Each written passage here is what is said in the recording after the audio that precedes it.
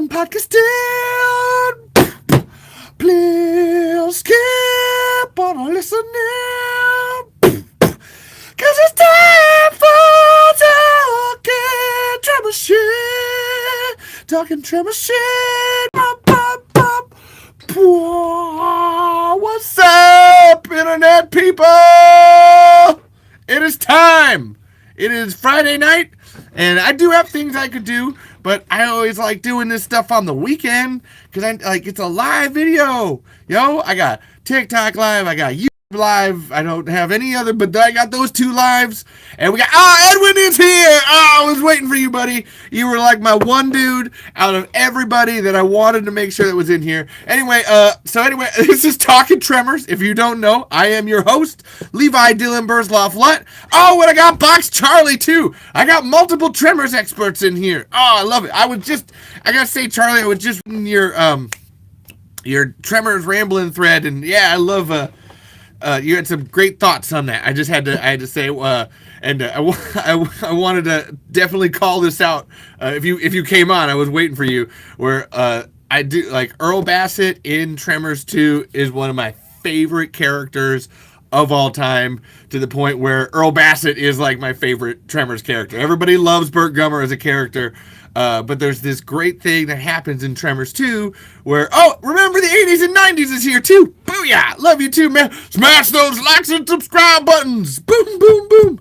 But there's this great thing with Earl Bassett where, he went through the events of the first Tremors movie and he is traumatized in Tremors 2. And he's just, you were saying, he's like, as soon as they say Graboids, and he's like, Graboids, and he go gets a beer, and there's actually a line that horrific.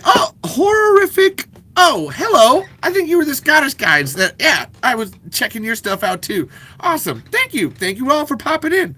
I also farted to this guy here on TikTok. I've been farting like crazy, so if you smell my farts, I'm sorry.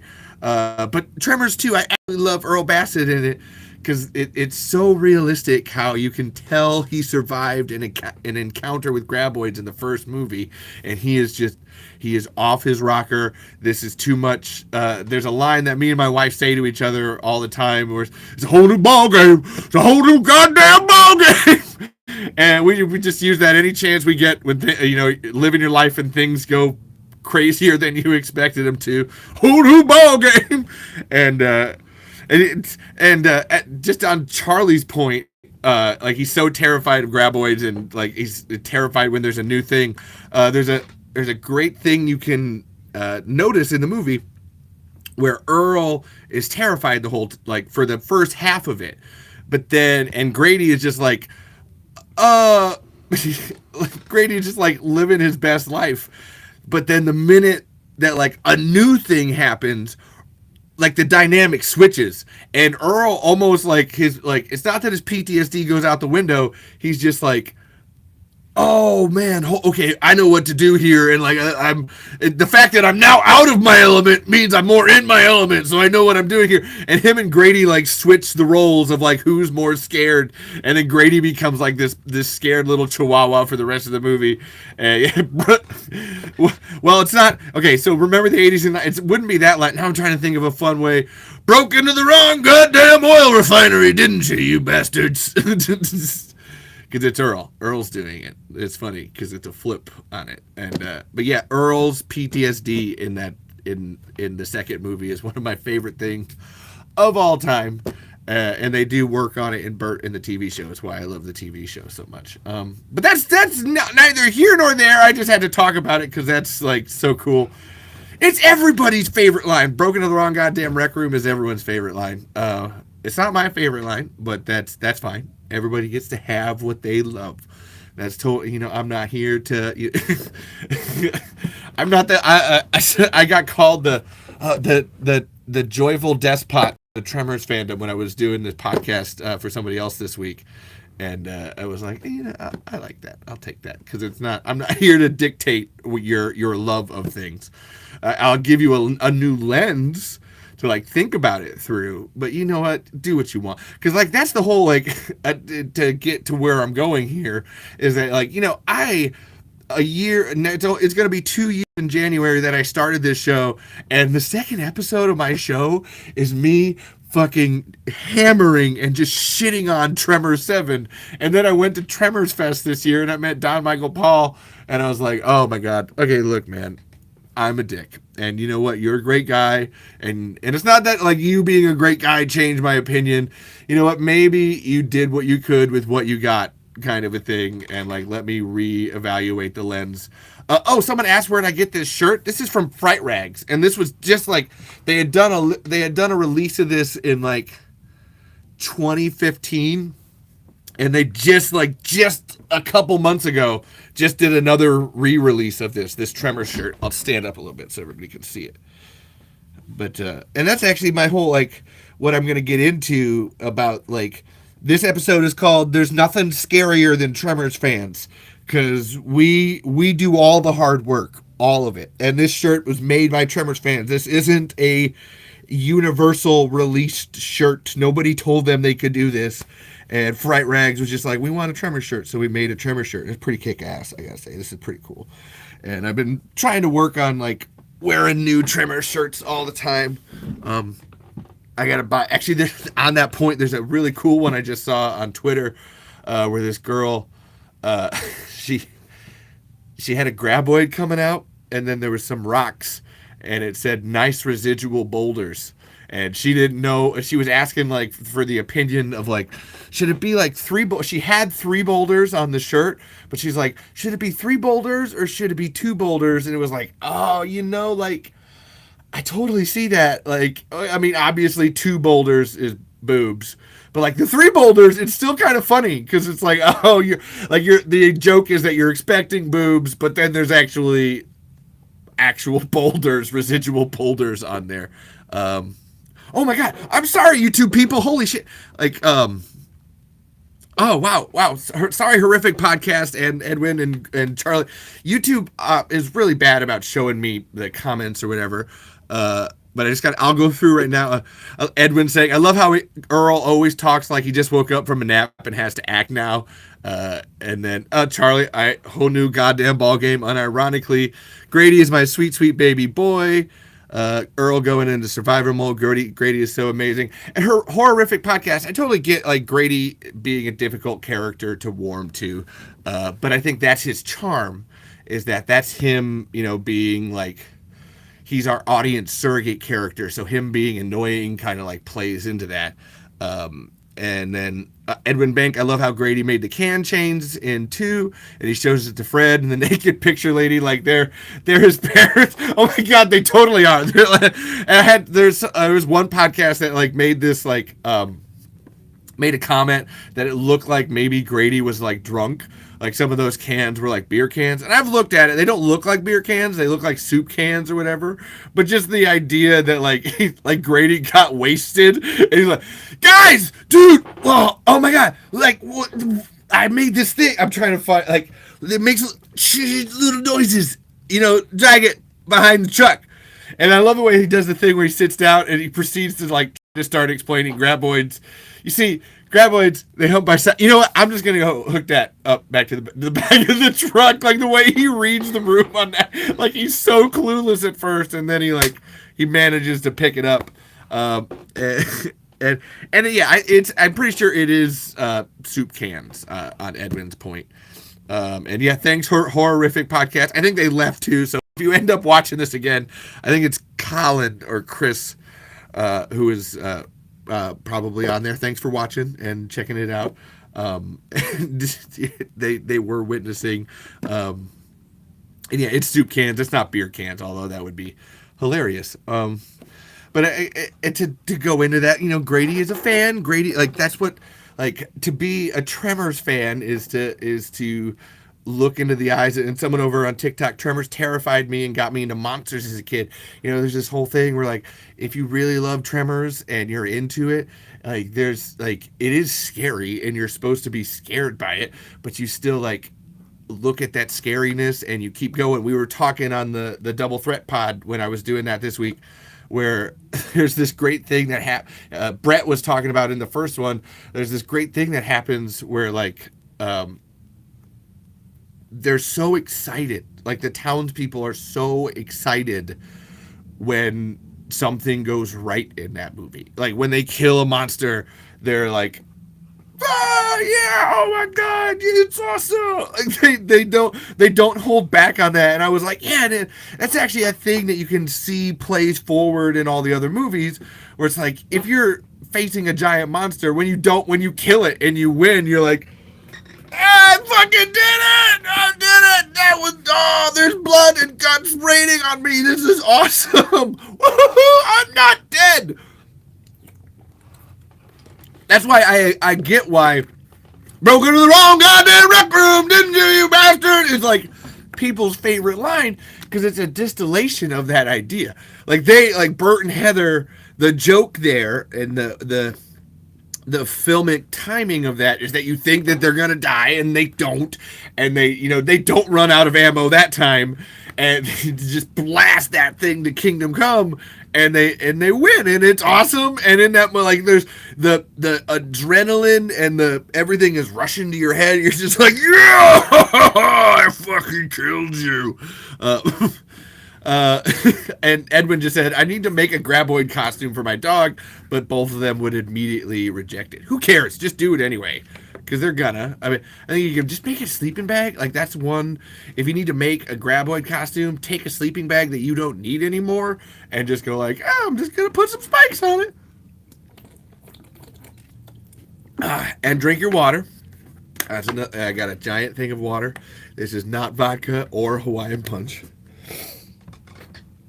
So yeah, okay. That was what a tangent that we went on there, but that was beautiful. I thought that was kind of the fun.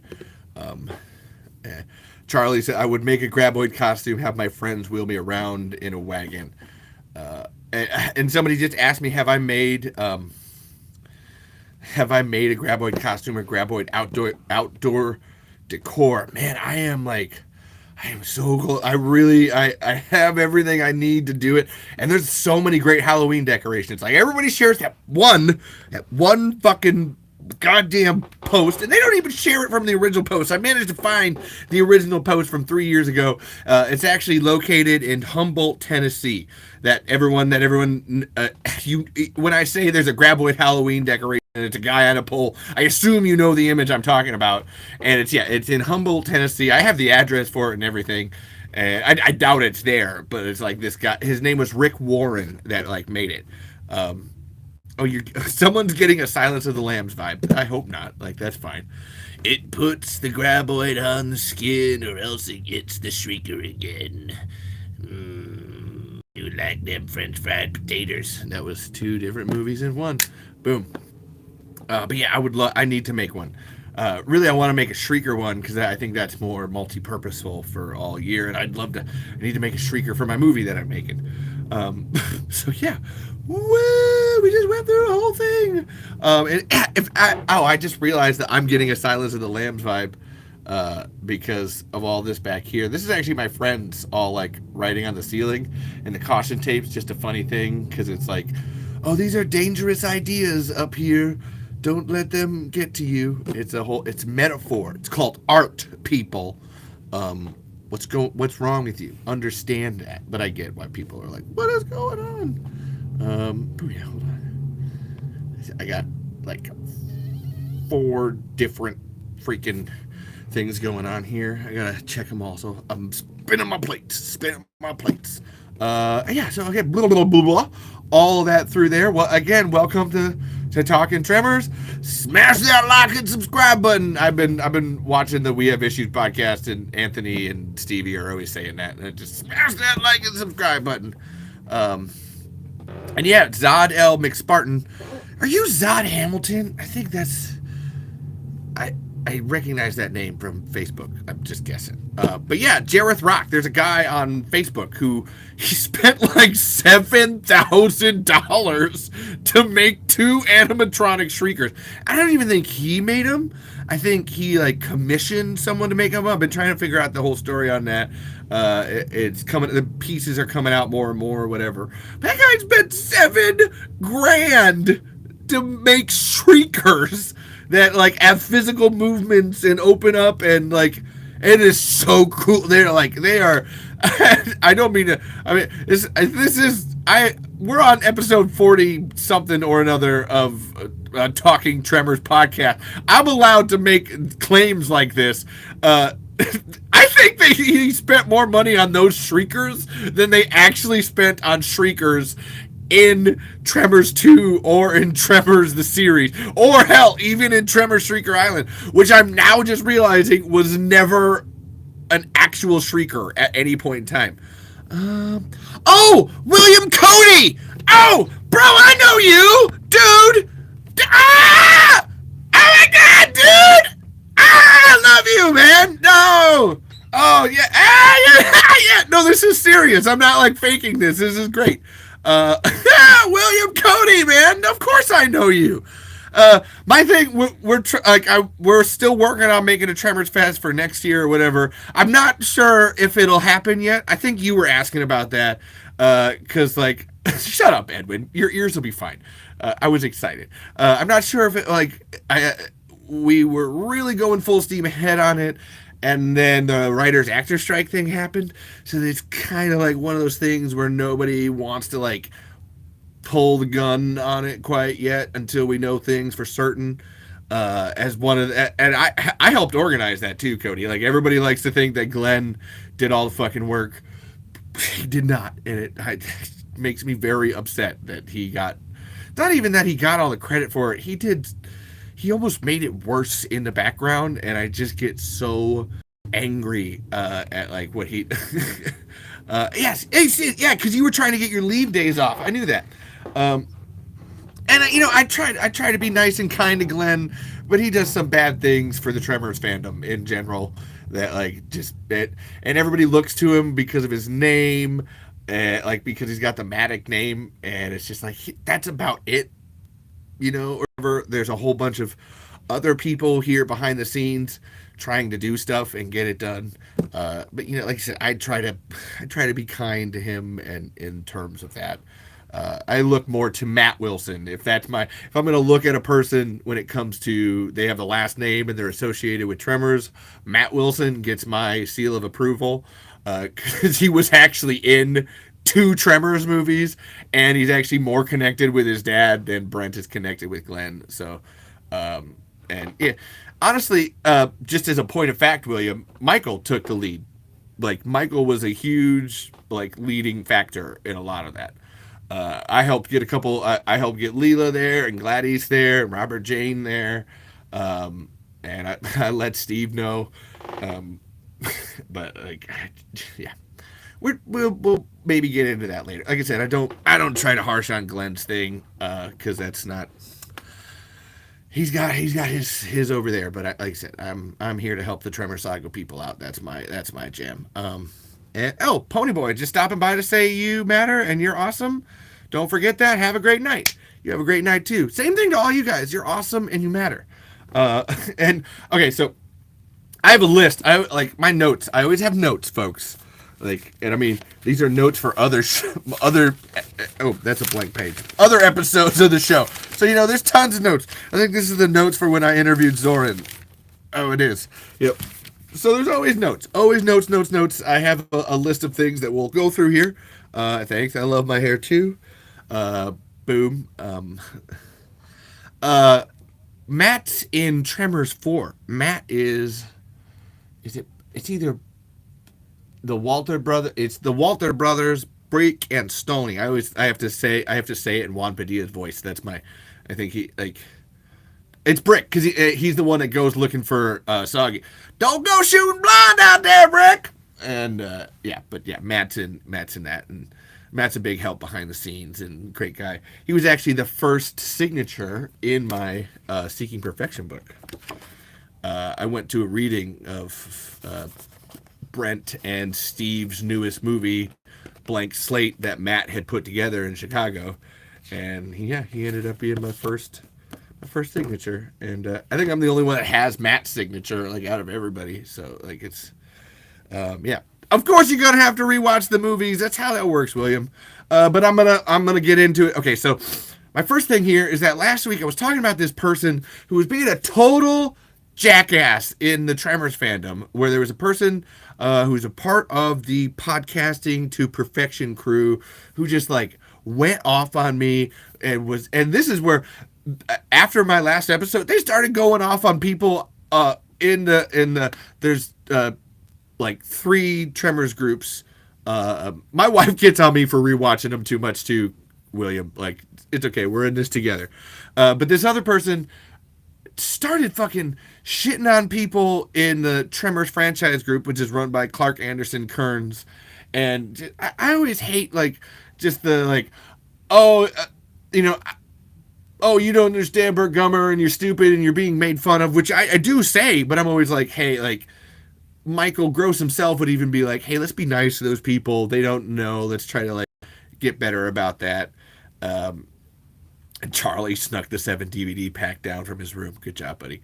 And this person, again, fuck it. I don't care. I'm going to name, I'm going to say, they didn't even, I know they didn't listen to my last episode or whatever, so they're not going to listen to this one. But Brett Jeffries of Podcasting to Perfection was just fucking shitting on people in the Tremors franchise. It was just like, oh my God. And this was after I had talked about them in my last episode because they had went on a moderating tear in the Tremors saga where they were like baiting people and then fucking shitting on them. And it was just mean. And I'm a whole huge fan of, like, when it comes to moderation, we like allow people to say bad things before we suspend and ban them. We don't just like ban them outright. And Brett, whoa. And yeah, William just said, no, I have the wheel of death. LOL. Woo! Hold on to your butts, babies. Okay. I'm going to drink some water after that terrifying affair. Thank you, TikTok people, for hanging in there. Woo! Anyway, this person just went wild on Facebook, was being a total jackass and mean, and I just don't appreciate it. But I wanted to add some other context too, where it's like I said, they shit on me in their podcast, and they even ended the last episode of Podcasting to Perfect, like the last ever one that they'll do on Tremors, literally saying "fuck you, Levi," and I just was like, oh my God, what? That's amazing. Like, I had no ill will to this person. I had like moved on, but this Podcasting Perfection person was just like, oh no, like Levi is a dick and like fuck you, Levi. And I was just like, what?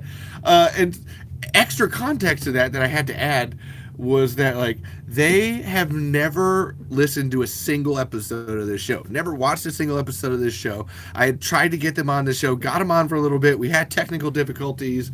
It didn't end up working. And then I tried to get them back on again. They never came back. And that was my, like, oh my God, what's going on here? Am I doing something wrong? No, they were just being assholes. And to the point then where it's like, oh, well, okay, I see why you're being an asshole. And yeah, they never listened to a single episode of the show. They never watched my Tremors movie. What the hell? There was one more. It doesn't matter. The point being was that, like, if I listen to every episode of your show and I have you on my show, you don't even listen to one of mine. Like, it's just kind of a dick move, man. I don't know. Like, fuck you. I just had to say it out loud. It made me so upset and mad, and I just had to get that last little bit out. So that way I can talk about good things.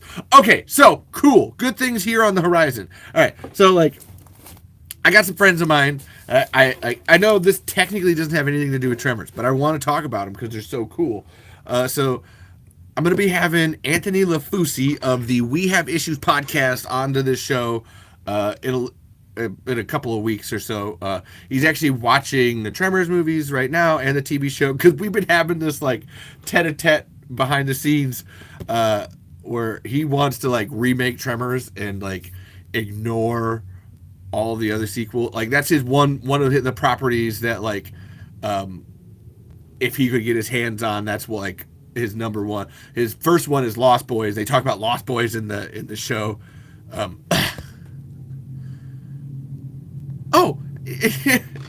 Yes. So I made a Tremors movie, and William just asked, was that a sock in your Tremors movie for the tentacle? And Edwin answered, yep. Ha! Yes, he did, because he knows, bro. Fuck yeah, it was a sock. It was. And it was just a big brown sock. which I actually had a friend of mine who does like horror haunted houses. Where after we made the movie, she's like, "Oh, you should have taken like a pop bottle and painted it black, and then cut tips in it, and you could have had like horns and shit." It was like, damn it, Jen, where were you 3 weeks ago when we just decided to do this all of a sudden? And yeah, Edwin's on the ends, baby. And yeah, so that was cool. But there's this We Have Issues podcast, and I gotta shout them out because they're so cool. And yeah, like I said, Anthony and I have been like back and forthing about like trying to go forward with Tremors and do more Tremors, and I'm getting him closer and closer to the idea of like, no, we don't. We're not remaking it. You don't have to acknowledge the sequels, but if you erase, you don't got to erase them either. Because I'm with him on the point of like, so if we make more Tremors stuff, we got to do it without Burt Gummer. Like, and that's not to say like we don't get rid of Michael Gross, because like one of my favorite Tremors movies is Tremors 4: The Legend Begins.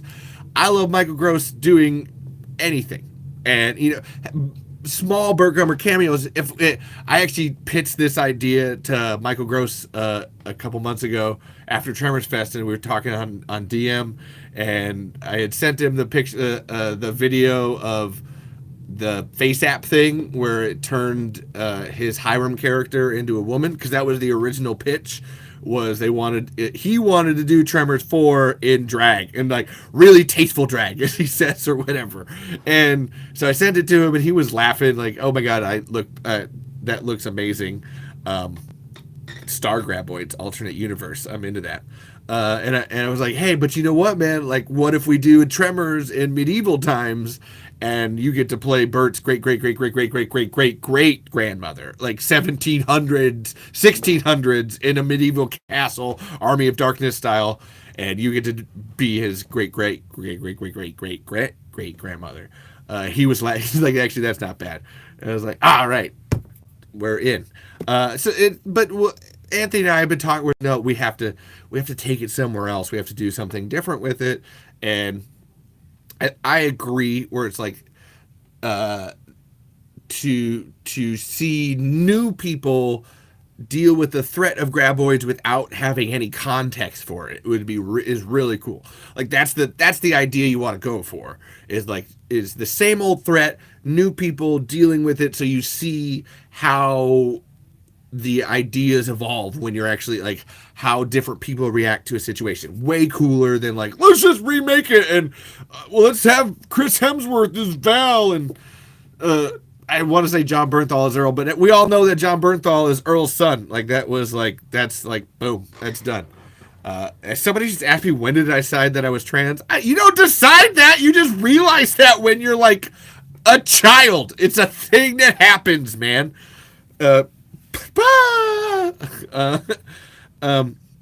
But anyway, Anthony and I were talking about what we're gonna have. That's where we're gonna have an episode. It's not gonna be a live one, but We Have Tremors is the whole concept, and we're gonna go tete-a-tete on it.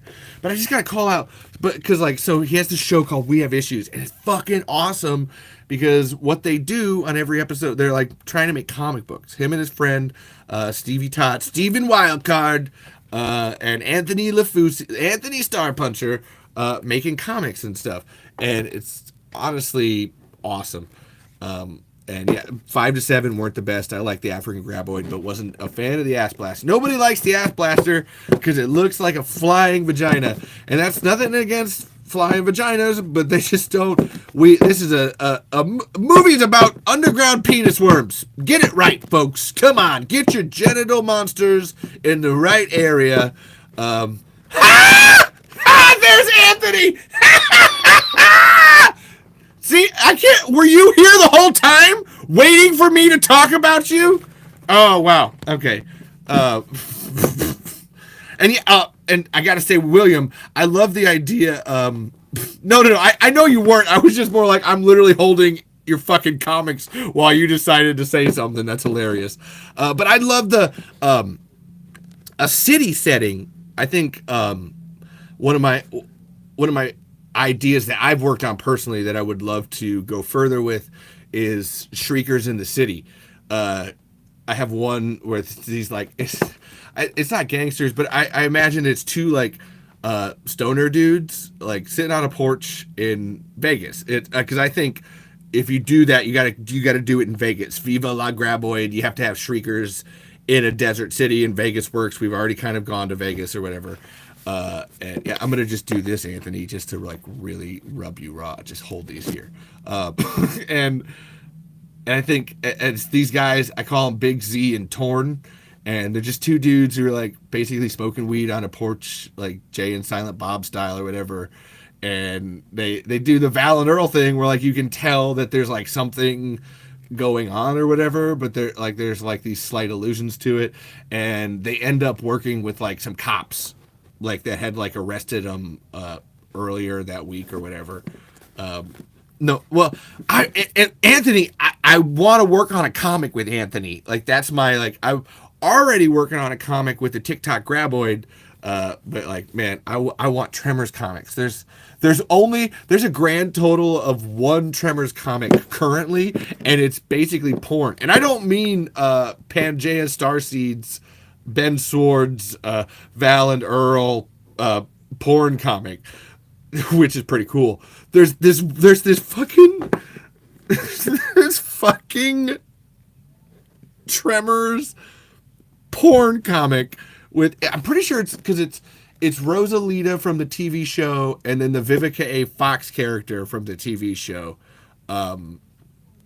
and they're being eaten by a graboid with their tops off, and I always want to share it on places like stuff, but it's one of those things where it's like it's just straight them topless, so you're like there's nowhere you get to share it that's not like a Rule 34 place because it's and it's got like 20, maybe 15, 20 pages of this comic of these two women being eaten by a graboid, and it even goes inside their body, like inside the graboid's body, and it's really fucking weird. But I would like a regular Tremors comic. So as I do, I get on tangents. I'm one person alone answering comments, so I get on tangents because I want to and I like to.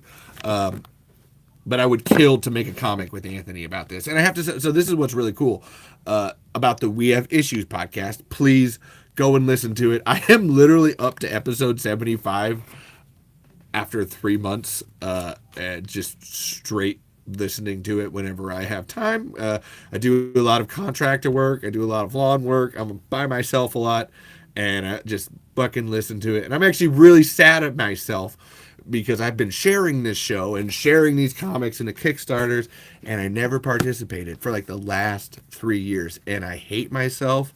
And God damn it, Anthony, you're still here. I thought you left.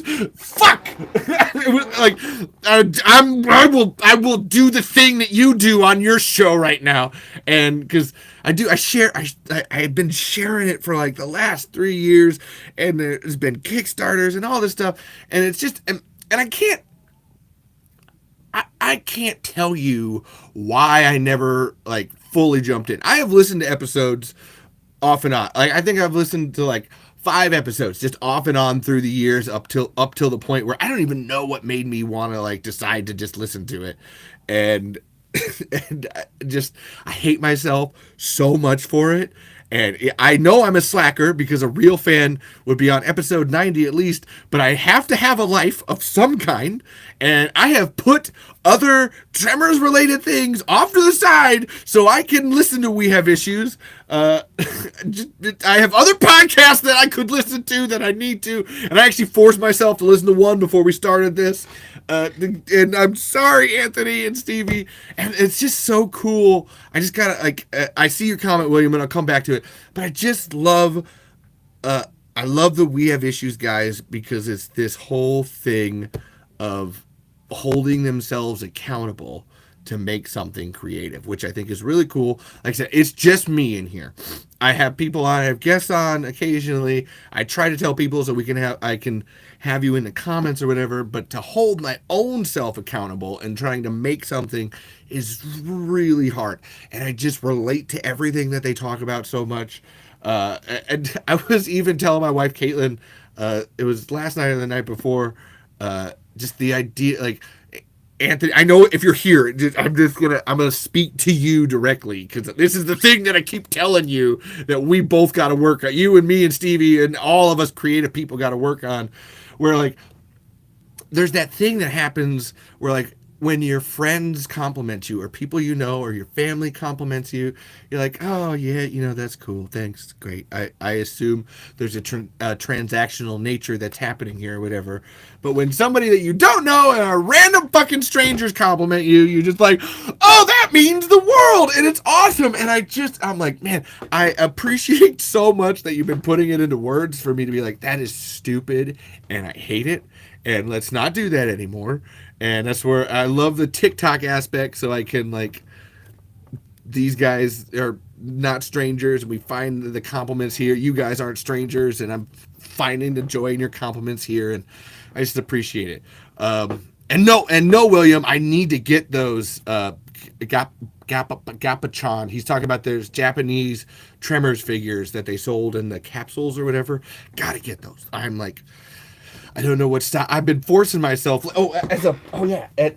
So like I've been doing this thing with the We Have Issues guys where every time I can buy something of theirs, I have been. And yeah, Ostrich Colony Anthony told me today that I'm like the only, like I'm one of two people, the other one being him, that has this shirt. And it makes me sad because this is a dope ass design. Like it's the inside joke about they're always trying to start an ostrich colony as part of their cult. And go to Redbubble with We Have Issues and get the designs. Now, I saw there was one with the actual We Have Issues logo on it, which is that one right there. And I actually put, just so you know, Anthony, I did put this sticker on my laptop. I just can't physically show that sticker to you. I got two, and I put one of them on my tablet top, so it's there forever. Or until the tablet breaks, well, yes, ostriches are scary, Edwin, but you know what's scarier in my mind? And if I ever come on the show, we're going to talk about this. Cassowaries. Cassowaries are terrifying creatures, and they win. They're like hardcore messed up. And actually, on your point, William, I actually have On New Ground, the British Tremors fan film, on my list of things that I'm going to talk about here. Because the reason I'm bringing up the We Have Issues guys, the point of this particular episode of the podcast is that, like, Tremors fans are some scary shit, bro. And I don't mean the stupid ones. Like, I have talked about the stupid ones ad nauseum because they are. They can be really dumb and bad. And we all, honestly, William probably knows because he's in the Facebook group where you see it enough where you're just like, man, this is, why are you just hating? Like, this is, come on, man. Like, William's like me, where... just like everything, man. It's Tremors. It's new Tremors stuff. That's awesome. I love it. And Anthony, as the We Have Issues thing has been teaching me, we just like, man, just like, if you get down to it and just make something, like, even if you think it's stupid and you hate yourself while you're doing it, but you're loving yourself, you're trying to lift yourself up, making something is awesome and insane. And I have my whole notes and list here of all this. And I don't even have everybody. As I went through and I'm finding all the people, all the Tremors fans that went out of their way to make awesome things. And I think it's so cool. And I want to focus on that. Because I said I focused on bad things. And so then on that point, I've got, because then I'll jump to another thing. But I just had to say, I was on a podcast this week called The Double Threat Pod. I had got invited to be on it. Well, that's why I'm doing this. Anthony, like, it's exhausting, but it's worth it. I need to watch more awesome Tremors fan-made stuff. I have a thing where, like, people are like, oh, there's 7 Tremors movies. And I'm like, there's 13 Tremors movies. Because I consider the fan films canon. And it's not even a matter of all of them, because there's a whole bunch of, like, 2 or 3 minute ones that are more I would call like remakes of things in Tremors, which are still really cool. Like, it's people like just like not shot for shot, but like reinterpreting their own takes on scenes in Tremors, and it's pretty cool. And I'm always like, there's 13 Tremors films, 14, and because I am also working on my sequel too as well. And I was on the Double Threat pod. I just got to say, get this out of the way. because I'm awesome. Yes, I'm awesome too. We're all on this show for a reason. And I was on the Double Threat podcast because Brett from that had seen my Tremors 2 The Lost Monsters episode where I did the voice of Earl. I'm Earl here, and I'm looking for streakers. But then, I'm Valentine. And look, what's funny about it, Anthony, is that Tremors 2, it's all about the ostrich meat. There's a lot of ostrich talk.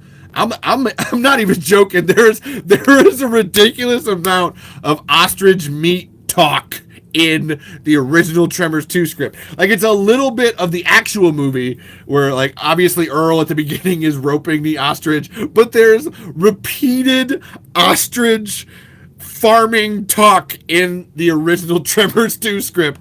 And I did the voices for it. I did the back and forth. And I'm telling you here, because I'll say hot damn! And I did everybody. And Brett was like, oh my God, could you come on? And I want to interview you before we watch Tremors 2. And we ended up doing this. I got to get a video of it because it was fucking insane. It was supposed to be 20 minutes.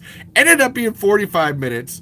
And they were just like, oh my God, you are like insane with your love of Tremors. Because I came on and I will tell you my sequel plans. I'm getting to it. That actually goes back to William's comment about the continuation of the Tremors TV series. Oh man, okay. I'll tell you where the fan films are. Okay, we're getting closer. I'm trying to keep on track. And Brett was like, oh my God, you are just like a well of knowledge and enthusiasm for the Tremors franchise. That was where the comment about being a kind despot of the Tremors fandom. And I was like, thank you. I'm a grateful dictator. Yes.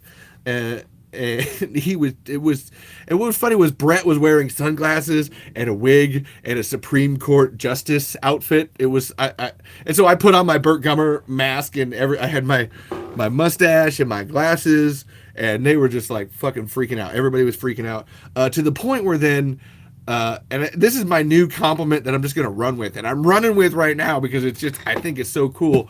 Was Brett was like, look, okay, Levi, I got to tell you this because the Patreon chat is telling me this, and they're all going nuts for you, and I got to let you know this. And this is a big compliment for us. We talk about this all the time. You have the energy of Philip Seymour Hoffman in Twister. And I was like, whoa, my God. And I had the hat on at that point in time. It was like, dude, it's the wonder of nature, baby! That was food! I was like, oh, okay. Yes, I like that. Philip Seymour Hoffman in Twister, which if you don't know is, Academy Award winner Philip Seymour Hoffman just fucking loving life in a goddamn corny-ass tornado movie. And I appreciated the hell out of that compliment. I've been taking it and living with it. And that's where the conversation with Caitlin about the, trying to take compliments from people because she tells me this all the time. Like, she even got frustrated when I was saying it. She's like, I am constantly telling you that your voices are great, you are hilarious, like, you should do this more, but it takes a stranger telling you to, get it. And it's like, I know I'm wrong. I understand that. But it was so cool because now I'm Philip Seymour Hoffman and Twister, man. And I did. I love it. So every time I put this hat on now, it's a whole thing. But I got to thank Brett Boyum of the Double Threat Pod. I got to get that video. That was really fucking weird and cool, because then I ended up watching Tremors 2 with him. I had watched it twice earlier in the day of just trying to prep for it. I was doing stuff and watching it off and on, and then they did a watch along, and I was like, you know what? I'm gonna fucking stay for this. So then it was really cool too, because he had told me, hey, come with trivia facts, but none of us have seen the movie, so don't spoil it. So I couldn't spoil the surprise of the Shriekers or whatever. It was really hard to give trivia about Tremors 2 without talking about Shriekers. It was fucking insane. And we got to it, and they were all like, oh, dude, that's the thing you were trying not to tell us. I was like, oh man, I was commented in chat. I was like, oh no, it was really hard. I'm glad. And they were all freaking out, and they were loving it. And Brett ended up buying the Atlanta Hawks hat, right then and there. He's like, I'm buying this hat. This is so cool, man. And we're going to watch all these Tremors movies. And I'm like, yeah, This is like creating something with other Tremors fans. Not even like necessarily Tremors fans at that time. That was just a random pick that they made to watch Tremors 2 and found me. And we snowballed into what we did. It was awesome. And if you don't know what the Double Threat podcast is, I don't either, really. I barely, I still don't really know, but I thought it was cool and awesome, and I had to shout them out. But then we're rolling, and I will come back to, we've been talking about fan films over here. And I got it. Okay, so, Zoran last year Jesus Christ, it feels like last year. It was only a couple months ago, wasn't it? Was talking at Tremors Fest how cool it would be because there was they were playing actually they were playing the same behind the Legend of Burt Gummer behind the scenes before every movie or whatever, and Zoran was like, how cool would it be if we had like a Tremors fan film contest at Tremors Fest? And I was like, dude, as Burt Gummer as my witness, that is my goal. Like, we will be doing that. I would love to absolutely do that. Because much like we were talking about the Tremors Halloween decorations or whatever, I keep getting like this little pit in my heart because everybody shares that one of the post, and I'm like, man, I wish they would share it from the Tremors accounts. I wish they would share it from the the guy in Etsy in Japan, BTO Surplus. That's where I got mine too, bro. Yeah, we all did. And I wish that they would be sharing it from the Tremor Saga's accounts or whatever, where like that comes from. And it hurts. It doesn't. I will admit, there's that stab of like, oh, there was one page on Facebook that had like 175,000 reacts to that post, and I was like, man, that would be great if they were focused on the people that are actually doing this here or whatever.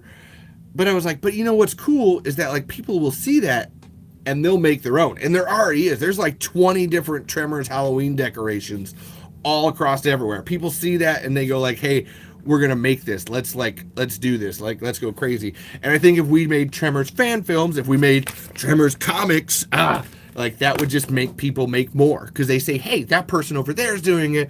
Why wouldn't I do it? Like that's my opinion on it. Like if you show other people not necessarily how easy it is, but that it's accomplishable, then that makes it easier for them to be like, hey, why I could do it. I can make that, put that together. And that's, Zoran was right. Tremors Film Fest contest that's even cooler. And I'll talk, okay, I wanted to talk about Zoran. God, I got this thing here that I need to bring up, but I will talk about me, where, I got my Tremors fan film. The leaves are starting to change colors. Dude, make your own. If you can make an animated Tremors short film, that would be cool too, man. There's tons of those on YouTube. There's Lego recreations of them. There's a ton of people using Lego stop motion to make Tremors stuff. It's really cool. Like, it doesn't, and I think they all see each other. There's a guy that this is so awesome, where he drew his friend into Tremors 1. He did it with Tremors 1, and he did like 10 minutes of Tremors 1. And then a year later, this year, he did it for Tremors 2, where he drew his friend into Tremors 2, and he had the guy record different lines and stuff. And it's like an hour long. Like, he actually did almost the whole movie of like just putting, like just and it's just hand drawing. It's not actual animation, but he just hand drew his friend into Tremors 2 in replace. I think it was Grady. Like, it would change back and forth sometimes, but it was mainly Grady most of the time that his friend was being. And I think it's Lucas Green, or it's Matt Green or Lucas Green on YouTube. And it seems silly, it seems stupid. It's fucking awesome in my mind because like you're making something that's so cool. And like I was talking about Zoran. Like, Zoran's got comics too, man. I just bought these. I haven't read these yet because they just came in the mail yesterday. So I haven't read these yet. I was too busy reading Anthony's Deathless comic because I'm finally going to get issue 2 because they finally got that printed. I think they got it printed. Please tell me, like, you got it printed if you're in there, Anthony, because I really want it. I'm just saying. But yeah, Zoran made this Mystery Afoot, which is Bigfoot and the Loch Ness Monster.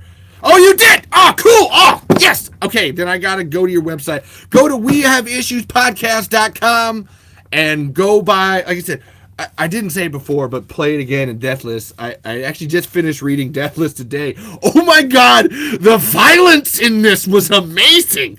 Like, this was like, oh my god, dude. The first couple I was just like, holy shit. Like, to go from Play It Again, which is this melancholic character piece study on Anthony's breakup and traveling in time through his memories of Voldemort. I knew, I was going to say the physical version isn't up. I know the digital one is, but the physical version isn't. And I'm edging myself because technically in my listen of it on 75, I'm on 74 technically. Well, I'm on 75 because I did listen to 75 last week. Like, technically you're still only writing issue 1. So I have this thing where I can't buy it or I can't go all the way yet until you actually finish it. So fucking finish issue 3. Come on, you're writing pages. Did you write all 9 pages a day, Anthony?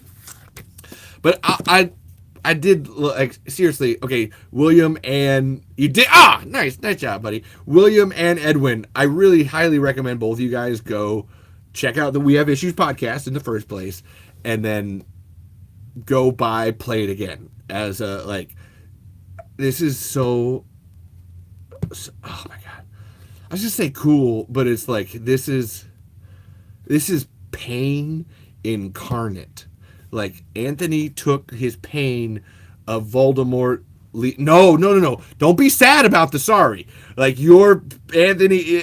No, don't you be sad about it. It's a good thing because and who it was it?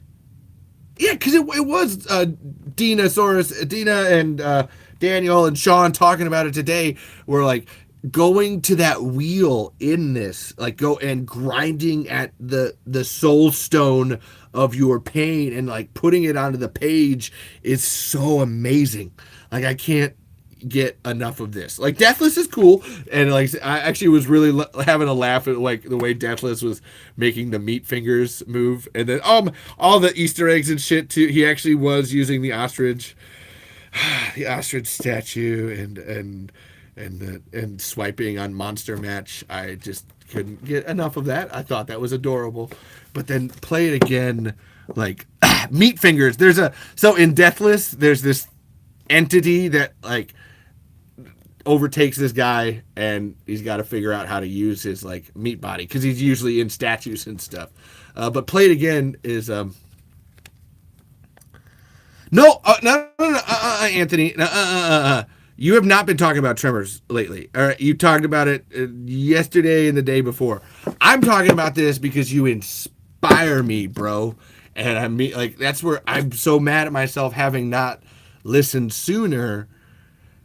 Not to get in on it, not to be like, oh, I'm cool or whatever, but like, man, that would have been a great mindset to go into that and like to like continue, because I'm creating over here on my own most of the time.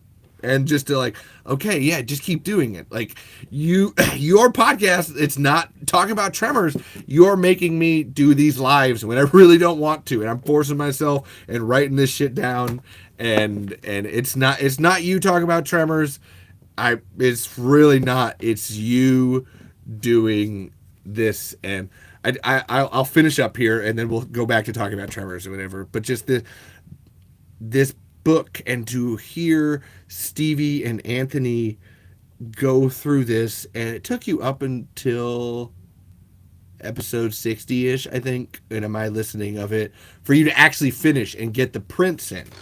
So that's 60 episodes. That's a year of like your time in your life to talk about how Voldemort broke you, and then you're going back through the memories of it, and the I'm not your forever bit, which I fucking hate so much, and I can't imagine what that was like in real time. And it, like I said, William and Edwin and the other 2 people in here besides Anthony, go to wehaveissuespodcast.com, their YouTube channel, their Twitter, all that, and buy Play It Again. I want to talk about it, but there's so much to it. It feels like I'm already giving it away, but I don't like. It's just awesome. Honestly, pain. I'll go back to what I said at the beginning. It's pain incarnate, and it's refreshing in a really great way. That's it. I'm done. All right, I'm done, Anthony. That's the up your ass anymore. It's so good. Caitlin, actually, it broke Caitlin more than it broke me when she was reading it. Just as a like, because she wasn't listening to the podcast and like having like some prep time for it or whatever. And when it came in and I gave it to her, she was like, "Holy fucking shit! What was that?" And like, I told you that, Anthony, where it's like she came in at lunchtime and was like, "Oh my god, I gotta read all this. This is a lot." But yeah, we have issues. Love you guys. Go listen to their shit. And we're talking about Tremors movies. I'm having an awful lot of visual mood swings. Yeah, because it's that it happened right there. Allow yourself to be human. And yeah, so okay, went through that. We were talking about Halloween costumes, all that jazz. Okay, so I got to talk about this. Is okay. The point of this is awesome Tremors people and making things. So there's this thing that that's where I was with Zoran and the haha. Where did I put his comics? They went somewhere. Oh my god, I already lost them. No, you're good, William. But I just gotta say, okay, before everybody goes. So William, you were at Tremors Fest and you know this. So like, there was a Graboid cake, and Zoran had to leave early on the last day, and he was like, "Hey, can you get me some cake?" And that's how he said it. He was like, actually asking, "Can you get me some footage of the cake? What there's supposed to be a cake? Can you get me some footage of it or whatever?" But it came out as, "Can you get me some Graboid cake?" And I was like, "Yeah, no, I'll totally get you a piece of cake and I'll send it to you." And so what I ended, we had this joke back and forth about like, "Oh no, I'll actually send you a piece of cake." And so I actually ended up cutting a piece of the cake from Tremors Fest. This is Graboid cake, and Edwin, just wait here. Don't just wait here. I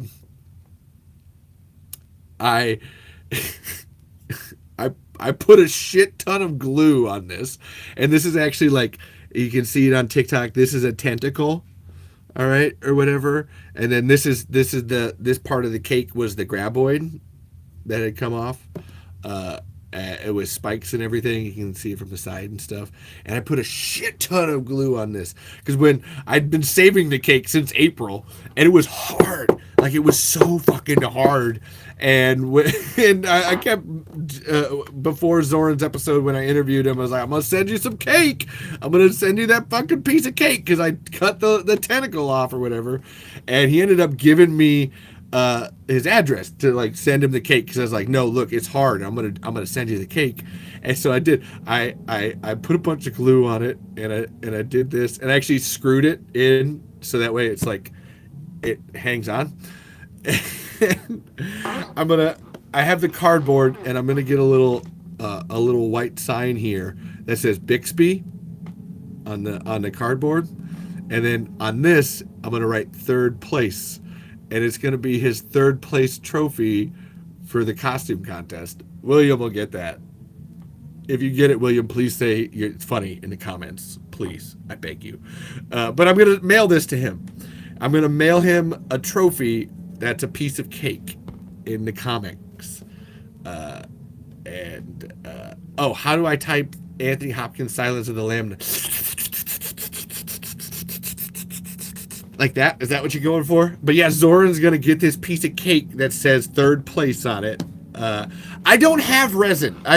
So I improvised in true typical Tremors fashion. I didn't have any resin. I just went to Walmart and I bought a fucking shit ton of clear glue bottle. And like I said, I'm going to write third place with a little Bixby sign coming up here. And this is going to be Zoran's trophy for his third place win at the Tremors Fest costume contest. And like, it's I don't know how he's gonna react. Like, and he gave me his address. Like, it was a very okay. Please don't show up at my house. Just email me a piece of cake. And I'm like, I won't. But I'm gonna do something even cooler. And I did. Like, it's almost done. Like I said, I just gotta write third place costume contest with a little Bixby side. It's so close. Yeah. Okay. William did think it was funny. Like I said, this is the cake, man. This is the actual. It's fucking hard, and it was hard before I put the glue on it. Just as a point of fact, like wow, nutso shit. But I wanted to bring it up because I'll be sending it next week. Because this is like Tremors fans are crazy. And we go all out on shit, and like if we decide to do something, we decide to do something. And Zoran, this will be little baby Zoran's first toy, is a piece of Graboid cake. I'm super duper excited to send it to him. He's gonna be like, "What the fuck? Who the fuck are you?" I'm like, "Yeah, we're friends now, but yeah, it's good fun, good times. Like hang out with people. Like that's my, I think." The point of this whole list that I have here is that like just putting yourself out there. That's the point of these comics. Putting yourself out there and doing crazy shit is a lot better than being reserved about it. And like I made a Tremors presentation, bro. Making Tremors. I wrote a script for my friends to do while we were there. I'm working on my sequel for it, which I will talk about. We'll get to that later. And I will like thank you, William. It's gonna be really cool. I'm excited to send it to him. Fucking trophy cake is my whole thing. Which leads me into making Tremors things. All right, just make them. I don't give a shit what it is. Because you know what? I went and fucking bought... This was $10, bro. This is a goddamn Tremors board game. I haven't opened it up yet. I will if the chat tells me to. But this is called Terror Below. It's been out for a long time. This is where I'll just say to you, William, this is where I get like really weird about Glenn Maddock. Glenn tried to shut this down. Like Glenn tried to get this company shut down and sue them for a Tremors game. But then when you go and talk to like Steve Wilson or actually Brent or Michael Gross or anybody that's not Universal. See, Glenn has cozied himself up to the Universal side in a way that's not very Stampede Entertainment of him. And yeah, oh no. There might be an episode where we play the Tremors board game live on stream. Like, not this one, but we just might, man. But Glenn tried to get these guys shut down. Like, actually shut down because reasons. And he's not making any money from it. And Brent's not making any money. Brent is so, like, checked out of the Hollywood machine of, like, he knows that, like, Universal has complete control. He's never gonna get the money from it or whatever. But I just because it's hilarious that this thing is like Terror Below, and then hold on 1 second. Is that still going over here? It is. Okay. I got 3 cameras. I got distracted, and just I'll read the back to you. Oh, you bought it too, William? See? And it's called. Okay, so I'm just gonna. There's the back to it or whatever. And down here it says store owner Walt, which I'm just like, okay, Walt. Uh-oh. Oh, well, I just lost that recording. That's awesome. That's fine. It's cool. I'll pull the recording from this. That's painful instead. Oh, I just lost that whole recording. Ouch. Oh, we'll deal with that later. It's more important to play the game. It's fine. I can find out how to deal with that later on. That really hurt though. Oops. Fuck. Okay. Yeah, it's Terror Below. Sorry, that just took a bit of wind out of my sails, but I'll bring it back here. I'm going to read this back to you and just be like, oh yeah, no, this isn't Tremors. Lately, there have been strange goings on in the wide open spaces of the Nevada desert. A few black trucks just hurtling in and out of town. About that time, the rumbling started. But it weren't no earthquake. Nope, it was them worms burrowing through the sands. Long story short, now those government men over at Area 50-something want us to grab them worm eggs or kill a few of them nasty buggers somehow. Said they'd pay well, real well, if we don't die trying. It wasn't an earthquake, it was tremors. And yeah, it's so. Edwin said it for me. I knew it. Wild shit though. Like I said, so like, there's a fucking board game, man. And it's only $10. This is another. I have Zoran's address, and I want to send it to him and be like, "Do you have this? Oh, it'll show up at your doorstep." Blah blah blah blah. I kind of want to do that with the We Have Issues stuff too. Is I just want to like send it to his house and be like, "Oh, Zoran, here's a little something to read. Here's a little something to play." And yeah, so that's and William is talking about. Figured I should get it in case it get taken off the shelves. And it would be the closest we get to a Tremors game. And yeah, Zoran and I actually, Zoran was just talking about missing me the other day, so I was just kind of like, "Oh, I miss you too, buddy." But yeah, we will do a stream where we actually play that. I don't know how to set that up. I will. I won't go to Zoran's house, but I'll send him Tremors board games. But I think it's awesome. All right, so that somebody was just like, "All right, Universal's not going to make a game." We all know this. We all know this story where Universal just won't make Tremors merch. William was talking about earlier where there's Japan is making a Gapachon. He was also talking about the hats we got to get off of Etsy because they just don't make official merch. There is no this shirt was the beginning of it. They don't make official merch. It's not a thing or whatever. So if you want a Tremors game, you got to make it. And to that point, that was where like my whole going with this is. Somebody asked me on the last episode, what are the Graboid games? There's the Graboid arcade cabinet in Tremors 2. And like, is that real? What are the Graboid games? And so that's where I found that. I was going to bring that on and show that off. And I was listing off games and I totally forgot this major one. That is so cool that like, I can't believe it's been happening. There is a game out there called Last Train Outta Wormtown by Get Color Games, at Get Color Games on Twitter. They're in the Tremors Saga's Discord. They're always posting in the Graboid Games channel. And it's called Last Train Outta Wormtown. And this thing has taken the fuck off, man. I mean, woo! Holy shit, there are Twitch streamers all over the place playing this. Like, I would say it's up to like a million, how do I define it? A million players? Oh, somebody in the TikTok has heard of that.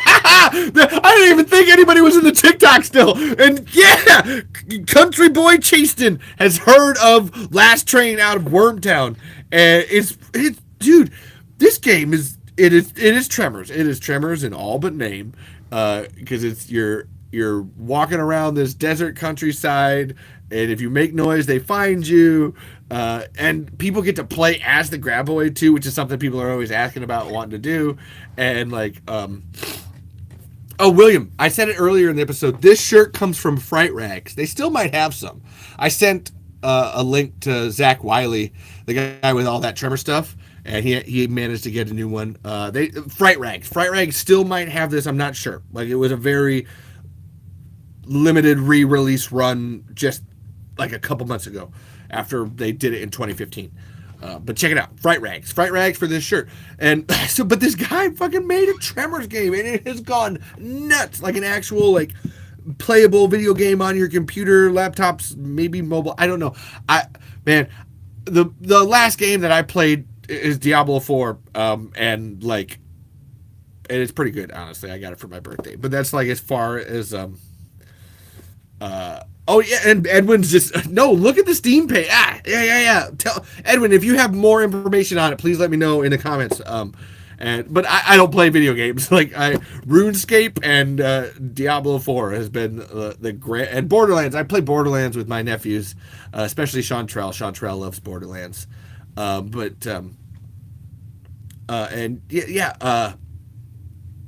Train Out of Wormtown.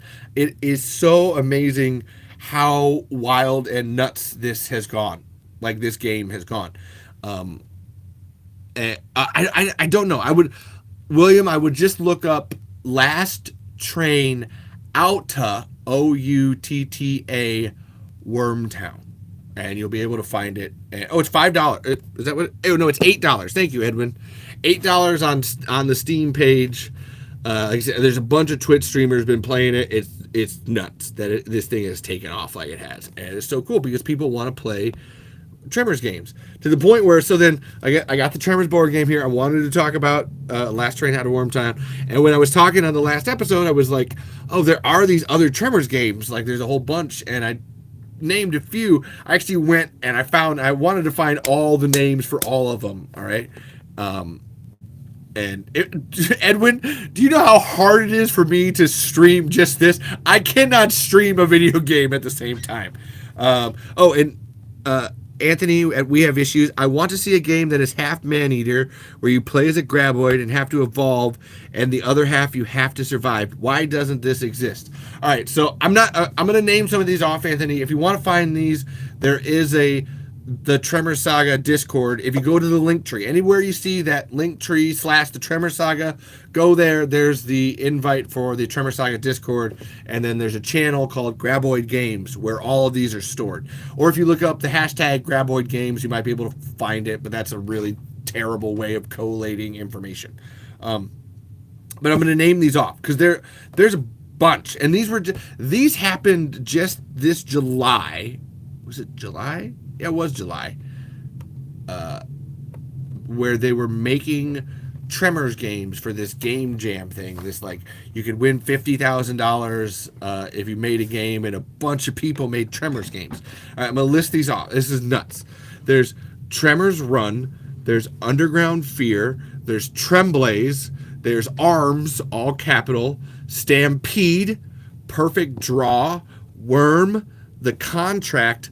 Night, as in Knight, Night Tremors, Big Bad Worms, Tremors Retamba, Tremors Off-Road, Kill Them with Dynamite, Escape from El Blanco, Together We Stand, Terror Underground, Graboid Caldera.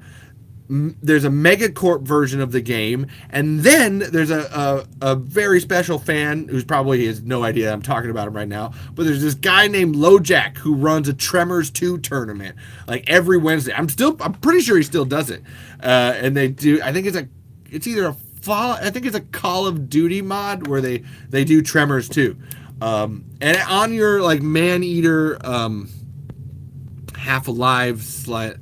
And yes, Fright Rags for the shirt, William. Sorry, I'm going all over the place. Yes, Fright Rags for the shirt, and Last Train Out of Wormtown on Steam for the game. And then the Man-Eater Graboid thing, I want to say Graboid Caldera or Escape from El Blanco is what you're looking for. Like, there's a couple of them where you get to play as the Graboid. Let me see. Okay. We play as a Graboid, have to evolve, and the other half you have to survive. You know what, Anthony? If it doesn't exist, find some friends who know how to code and make a damn Tremors game, because that's the whole point. It's just make it. There's a couple Angel Fire ones. There's like some tablet ones. And yeah, if somebody can set up a Tremors stream, that would be great. I'd appreciate it. Thank you so much. But yeah, make it. Like, they're out there. Like, that's like Universal won't make it happen. So we need to make it happen too. Yeah, we need to make it happen too, Edwin. And that's my, like, Tremors fan. There's not much scarier than Tremors fans, because when they decide to do something, they will do it. They will. It would be a great podcast episode, just as a point of fact, Edwin. I would love to play a Tremors game on a podcast episode. I would do it. I got to figure out how to do it, but I would do it. And yeah, like making Tremors games, like just make them. So if you want to play a Tremors game, like I said, go to the Tremors Saga's Discord, find the link tree, the invite's on there, and go to the Graboid Games channel and find out all about it. Or if that's too much work, go to Game Jam and then look up Tremors. It's going to be a little harder because you're going to have to sift through stuff, but you might be able to find exactly what you're looking for. There's a ton of shit out there. Like, just do it. Be your last train out of the terror below in the Wormtown. Choo choo! Just do it. Just do it, man. Just do it. Because, like I said, so then I'm going to keep going on here. Because, like, one of my favorite Tremors fans that I absolutely love is Richard Farron. And I know William knows who I'm talking about because on the Facebook group. The guy that made the Graboid head. Like, I am always impressed that he went, you know what? Like, and the story behind it is so cool because, like, Tremors 2 was one of the last movies he watched with his dad, and he has really fond memories of it, and, like, it makes him think of his dad when he watches it, and that scene where Bert's got the Graboid head just speaks to him. So he went, you know what? I'm going to 3D print an entire Graboid head from tiny parts. And he didn't just print all of it at once. He printed little tiny pieces and then glued them together and then sanded it and then painted it just over and over and over and over again. It took him a year and a half. I watched the progress. I actually helped him get hooked up with Chris Barku, who has the STL files if you want to download it, at Dr. Chris Barku, Barkau on Twitter, and I'm pretty sure he's on Facebook too. It's got the STL files for the Graboid if you want to download it and print your own Graboid. And I got him and Richard hooked up like 2 years ago almost, and managed to, like, he went off and fucking created this Graboid head, and it is amazing. It is phenomenal. Like, I was talking earlier about, like, man, it kind of hurts when people are sharing that poll, that Tremors decoration poll, and they're not sharing it from the original source or whatever. People are sharing Richard's Graboid head and not giving him credit. And I'm like, that is even worse than the Halloween decoration thing. Because, you know, the Halloween decoration thing is like, you spend a week maybe putting it together and spray painting a barrel and the things doing it. And he spent like 2 years putting this together, and people are like, "Oh no, I made this." Fuck you, dude. It's just like, what? Come on, that man like went to town on that. The least you can do is credit him for it. It just makes me upset. But it's so cool to see that he was like, "No, I want to do that and make it," and did it. And then my next thing then too is then talk about the Tremors Halloween decorations and the costumes.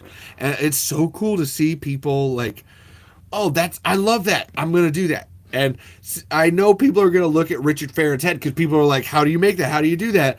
And they're going to start making their own. And it'll build. There's that guy who we were talking about earlier who has the 2 animatronic shriekers. I think William, he's charging, I think it's like $30 for the print files, like $32 for the 3D print files, which, hey man, it's a lot of work to do it, so I get it. Like, that's I'm sitting up here trying to drown myself in Tremors memorabilia. I can't diss it. You know, I'm not.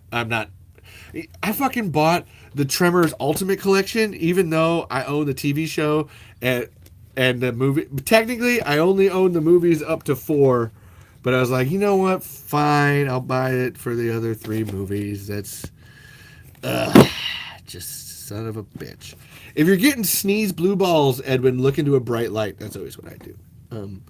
And you know, people are going to start making it and making their own. There's a girl on Facebook, Amy Schlosser. I can't, you know, I have a terrible last name, so please, if I'm butchering last names, I'm sorry, folks. Amy Schlosser, who made her own Graboid and then even showed the process for it. It was paper mache, wire. I don't know. It wasn't paper mache. It was just chicken wire, and then lots of like just regular cardboard and stuff. But so cool, like just putting it together, making more. Like I said, I got my idea for making a Graboid for my front yard, which is just turning a barrel upside down, because you got to turn it upside down, like, and then cut the top. You can't go the other way. And like, you just stuff a dude full of stuff and you put it up there. I gotta make my Scarier for my fan film, which is at the end. I will talk about fan films at the end. I know everybody's waiting for that bit. We were talking about it earlier, but I'll bring it back and around. It's the second to last thing on here, folks. But it's so cool. Like, it's awesome to see that. Just make it. So if you're a frequent fan of Tremors at all, you know that there's the Seeking Perfection book, which is a 300-page or 283-page book made by Jonathan Melville, which is a whole guide to everything about Tremors up until 2015 that he just decided to make just because he was like, there needs to be a Tremors book, and I want there to be a Tremors book, so let me do it. And I've talked about that enough. We all know about Seeking Perfection. I hope if you're watching this show by this point, you two TikTok people, I'm just going to point that at TikTok. They'll look at it for a minute. But then I'm going to have him on the show. There's Octavio Lopez Sanjuan, who I've been talking to for like about the last 2 years as well, who's making his own Tremors book. And he's oh my god, I'm really terrified to do it because he's Spanish and I don't speak much more Spanish anymore. I took it in high school and I may have forgotten it. But Octavio is making his own Tremors book, which is the Graboid Hunter. That the whole perspective of the book is actually from Michael Gross. Like it is about the history of Tremors, but it's about Michael Gross, like, and where he's like his aspect to it or all that. Dude, William, who cares if your wife will give you grief? Just make the chicken wire Graboid, bro. And you make it forever. I should have said this too, because there's this guy on TikTok, Anthony. It's not you, Anthony. It's another Anthony. At Rain in Sky, and he makes all of these movie props and stuff. And one of them that he made was a Graboid head, and I watched the whole process of him like working on it and making it. And it even opens up and stuff, and it's a wearable one that you can put on top of your head. And he was really like, oh, I want to be able to like use this on not just weird occasions. And he did this video where he's like, okay, so I can make this as a Christmas decoration. So like I can take the lights and I can take the guy right there and I can make it look like he was being eaten by the Graboid while he was putting up the lights, and then it's a Christmas decoration. And I was like, son of a bitch. And there's another Tremors Halloween decoration that somebody dressed up to look like the Grinch and Max. Like, you know how Max has the extra Rudolph nose and the ears?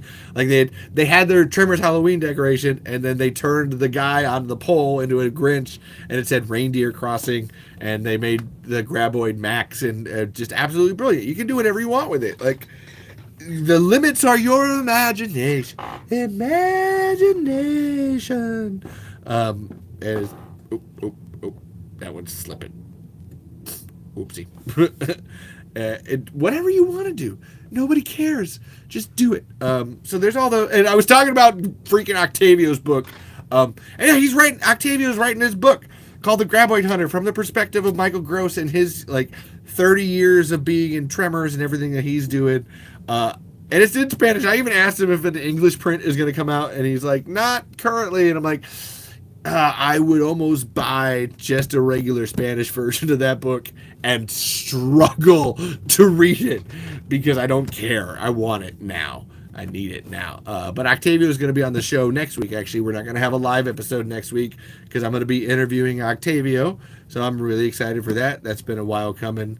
And I have to admit, I've been slightly putting it off because I don't know Spanish, and I'm really terrified. Grief for buying the movies. She tells me to make the decoration. Don't buy the movies if you already have the movies, William. I only bought this set, the Ultimate Collection, because I didn't have Tremors 5, 6, and 7. And I made it a point not to buy them because the complete collection that they bandied about as a complete collection wasn't a complete collection. So I complained absolutely everywhere that they needed to have this with the TV show. And it was really weird. This is so...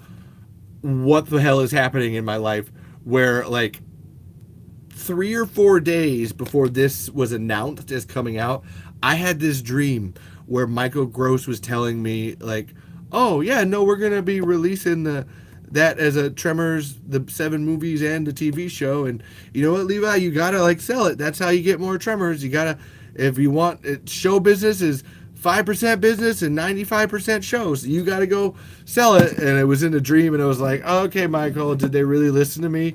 And then like 3 days later, I was like, they listened to me? That wasn't a dream? What the fuck is going on in my life? So I dreamed this happening before it happened. But I think it's more of a like I just complained to like everybody I could about it, and they just finally were like trying to shut me up. Which I get it. That's why the and me part of Scary Tremors fans is at the end because I'm awesome or crazy, whichever one you want to choose. But yeah, Octavio's writing a book.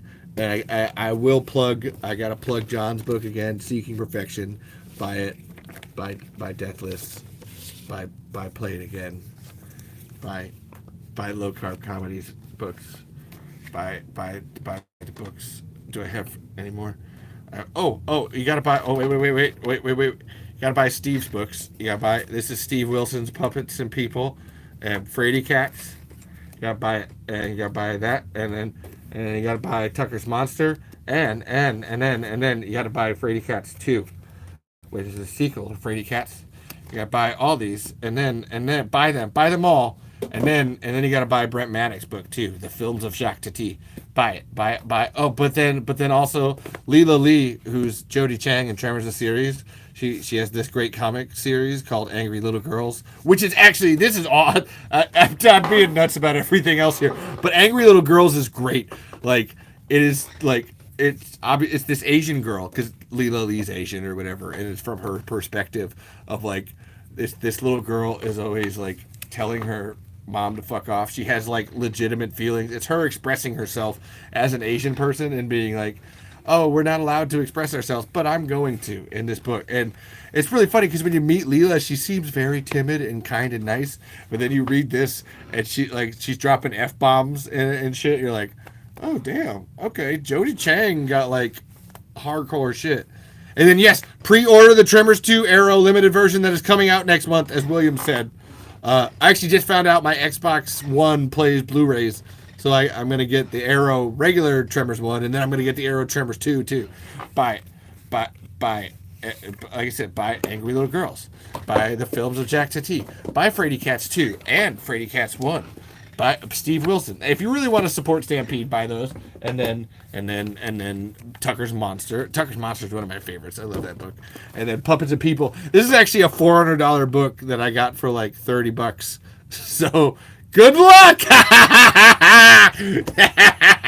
Buy Zoran's comics. Buy Play It Again and Deathless. Oop, that one's upside down. Buy Seeking Perfection. And then when it comes out, buy Octavio Lopez's Sanjuan's Graboid Hunter. Holy shit, that turned into a commercial for some reason. Oh, and buy a terrible... It's not even about buying stuff. I say buy this stuff as a way of subverting the system of like, we're going through this actor and writer strike thing right now. Go out there and find the things that aren't TV and movie shows and go buy them and support your favorite people in new and exotic ways. That's my sales pitch for that. To that point, then, we were talking about this earlier. This is all about wonderful, beautiful, crazy Tremors fans. So there's Ben Sword and Alicia Pearson, who I got to call out. And Alicia makes Tremors fan fiction, and she does a weirdly brilliant job.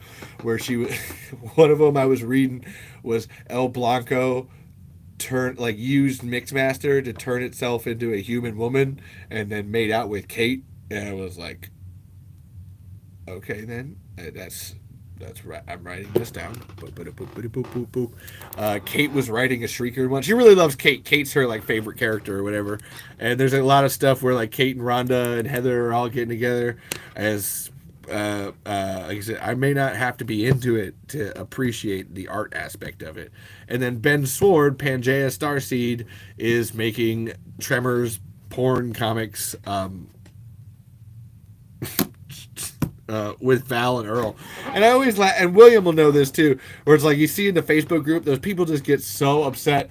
It's like, Val and Earl can't be gay, that's not possible. And it's just like, guys, who cares? Are you drawing this? Are you making it? Then get out. You know, like, just, unless you want to make it, draw me a comic where they're really straight. That's fine. I'm into that. Until then, we're gonna allow this guy over here to make them. Which I don't think they're gay, and nor do I think that they're bisexual. But it's hard to deny that there's not a possibility there, where these two cowboys were sleeping in the desert and jerking their hands off to make decisions and giving each other sexy glances, and it's like, were they? I don't know. I'm not. That's not my decision to make. And I always love. Matt Wilson comes in on those threads and is like, when people get mad, he's like, they're fictional characters. Who cares? And I just like look at that and I point and I'm like, okay, so look, like his dad made all this. Like actually, like I think he wins. I think we're gonna listen to him. Like that's like they're fictional people. You can't do anything to them. Like it doesn't matter. Live your life if they want to. Smash, or there's a trans Val who I don't know, man. Let it happen. Who cares? Just like and that's another one. I was talking to Ben Sword about that, where it's like there's like sexy graboids, and that I don't get because it's just like, but see, like it's a monster that's very rough, and like there's the tentacles are bitey, and there's mandibles and claws, and there's no part of that that's sexy. Like that's not. I mean, if you're into like I said, I talked about this earlier, where there's just a straight Tremors porn comic with Vivica A. Fox and Gladys Jimenez being swallowed whole. It's very detailed. Like it is like the same level of detail as this is. Like I mean, like this is. It's just like okay, man. Like that's okay. You know what, man? Again, I'm not making it, so good for you. Great. Awesome. I think that's awesome. I have this thing where I support you, stranger. That's me and Caitlin are always doing that at like events. We need to make a sign that just says I support you, stranger, because we're always cheering people just randomly. It's like, who cares? Woo! You did that. I appreciate that. That was cool. I may not have to participate in it, but that's great. Good job for you. So I think that's cool. There's and on that note, so like there's Burt Gummer's subterranean meme statue. I'm friends with a guy who made that, and yeah, William's exactly right. Yeah, they get super upset. Just let people do them. I mean, I don't think there were, but to each their own. It could be a different universe or multiverse kind of thing. That's my thing. Like it's like just not my life to live, man. They're fictional people. Who knows? I don't know. None of us know. Were you there? Are you Kevin Bacon or Fred Ward to give us the final answer? No. Then shut up. And on that note, so then I'm great friends with the guy who does Burt Gummer's subterranean meme stash. Another person named Levi. I think that's absolutely hilarious. That like the two main Levi's running the biggest aspects of the Tremors fandom are named Levi. Like this is like what? This is nuts. And he's got a podcast too called The Independent Thinking Texans with him and Boone Holding. We've hung out a couple of times. Like I said, and I love him. I love other Levi because we don't necessarily see eye to eye on all of our political aims and means.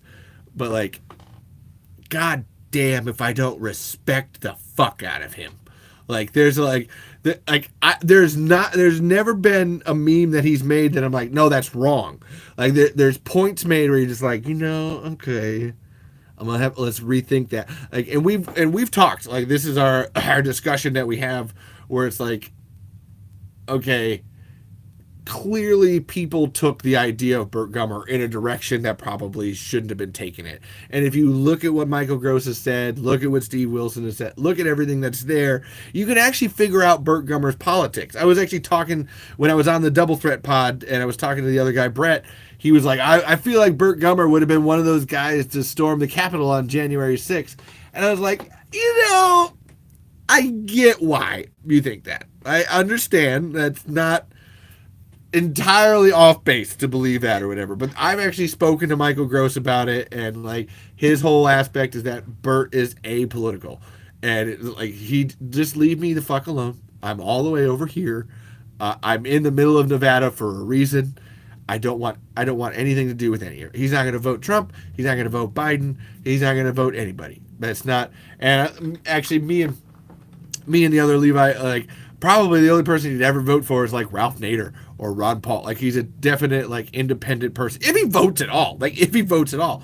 But one of the great memes that I love that he made was one that's like, oh, Michael Gross says that like Burt Gummer never pointed a gun at a person, and I think that's a really admirable aspect of the films. I think that's cool. I never pointed a gun at a person, but I wasn't stockpiling all that stuff because I thought giant monsters were going to attack. And I was like, I can't disagree with that logic. Like that's like in terms of the character and what was happening, like Bert didn't know there was going to be giant monsters. He assumed that when World War III happened, he was going to turn his guns on people. And thankfully, he found an outlet for his insanity in hunting the Graboids. And he didn't storm the Capitol on January 6th. But, like, there's an alternate universe where, like, Bert has problems. that's what I always go back to, and it's just like, yeah, I get it. I mean, that's the point of the character. Is it's funny. That's the whole joke with that guy and that character in general. Somebody asked on Twitter where it's like, oh, do you think Burt Gummer was the inspiration for the doomsday prepper lifestyle that you see now? And it was like, so look, no, because the whole point of that joke in that movie was that the doomsday prepper survivalist had already existed at that point. That's where that caricature comes from. And Burt Gummer himself is actually based on Steve Wilson. If you know William, you know Steve. Like that's the character of Burt Gummer in the storyboards of Tremors looks like Steve. Like it's Steve with the glasses and everything like that you see Steve in like regularly. Like my outfit that I wore as the costume is kind of like a joke on like that's director Steve, but then there's like drafted into Vietnam and working in the like working at China Lake, Nevada Research Center, like Burt Gummer, Steve, and so you have to like, no. Like there was a joke to be made here for years before Burt Gummer ever existed. What did happen was that like people saw that and they went like, oh, let's really fucking dial that shit up to 11. He gives me a reason to exist and live. Like, please, I know you dressed up as Burt, William, so please, like, you're not in that category when I'm talking about this. There's certain, and I think you know who I'm talking about when I say this. And the other Levi, like we talk about this too, where it's like, everybody focuses on the wall of guns in Burt, and that's the cool thing. That's what remember the 80s and 90s was saying was the broke into the wrong goddamn rec room, didn't you bastard? Everybody focuses on that. That's so cool and so awesome. But I am always the first one to point out that like the wall of guns killed one Graboid. And you know what? They were lucky. They were so lucky that the Graboid chose the other wall, the one that wasn't filled with guns, and even luckier that they happened to be in that basement at that exact moment.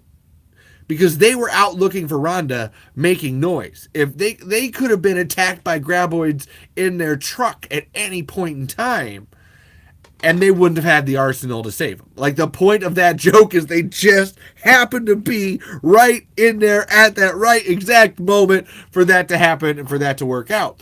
And so the wall of guns kills one Graboid, but the knowledge of how to make pipe bombs kills two.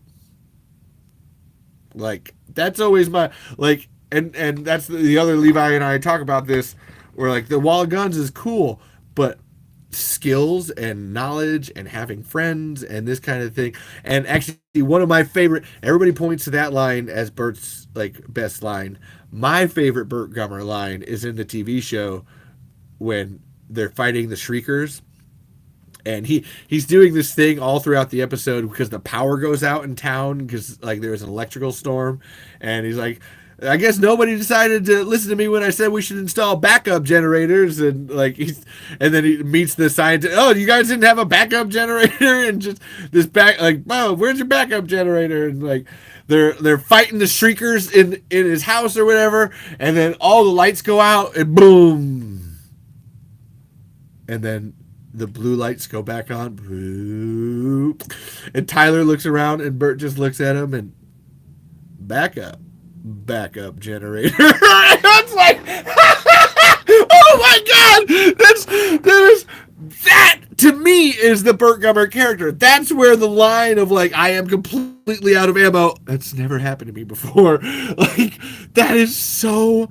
like a character moment of just like backup generator. It's like that's if you want to be a Burt Gummer, where's your backup generator? Where's your pipe bombs and your fucking backup generator? That is my line in the sand. I don't care what your gunroom wall looks like. That ain't Burt Gummer. Where's your fucking backup generator? Not just a backup, but where's your backup generator? And so, but talking about, I love Tremors fan and like greatness is that like I love how Levi has created that other like there's like 70,000 people that follow that meme page. I think it's fantastic and awesome. I don't agree with some of the people that do follow it, but I love the guy that makes it and what he's trying to do with it and like what he's going for. I appreciate it. Thanks. Sorry, that was a major tangent. I just come on back.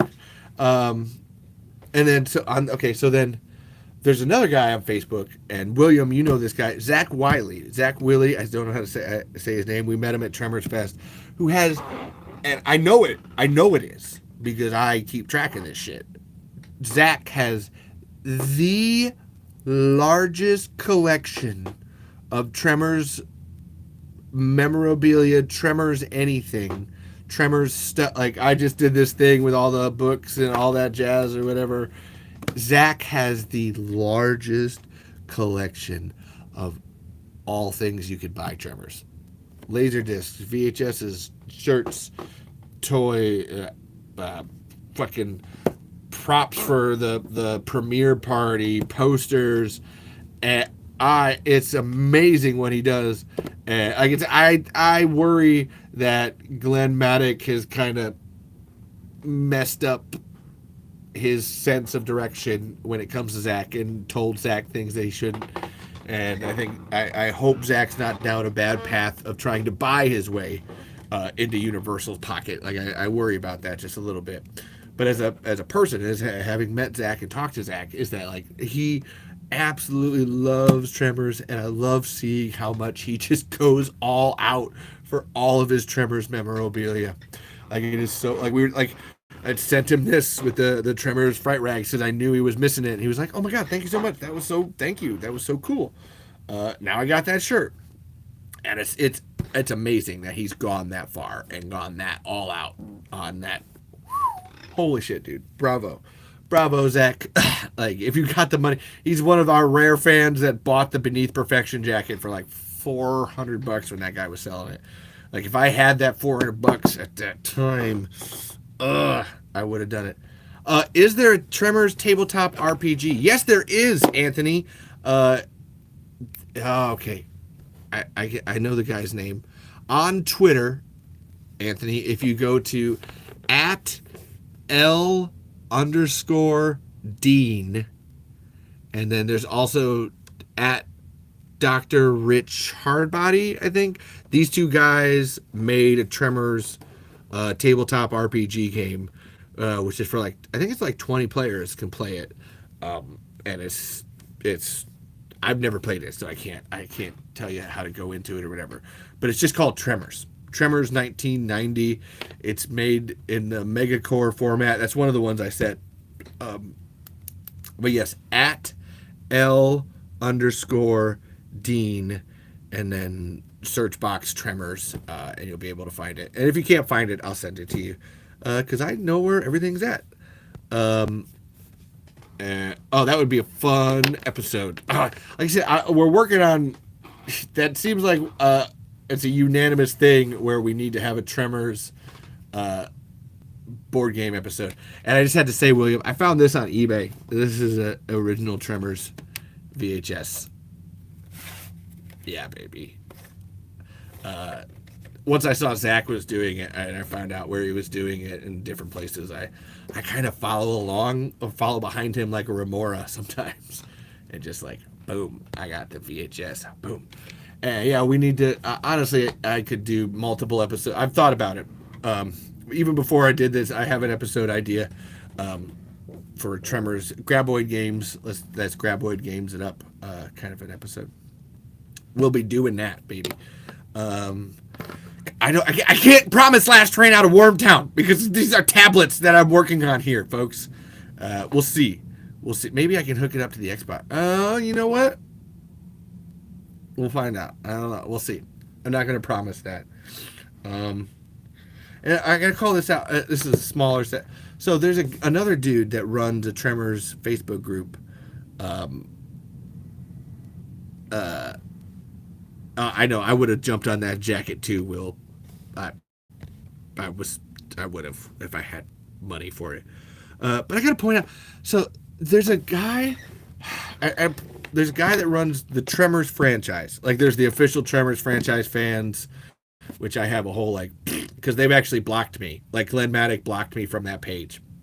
Like, me and my wife, me and Caitlin have both been blocked from official Tremors franchise fans. Because he has some kind of vendetta that he won't. I have actually messaged Glenn, and I was messaging Glenn up before that, and he will not speak to me. He spoke to me at Tremors Fest, but he won't speak to me online. It's insane.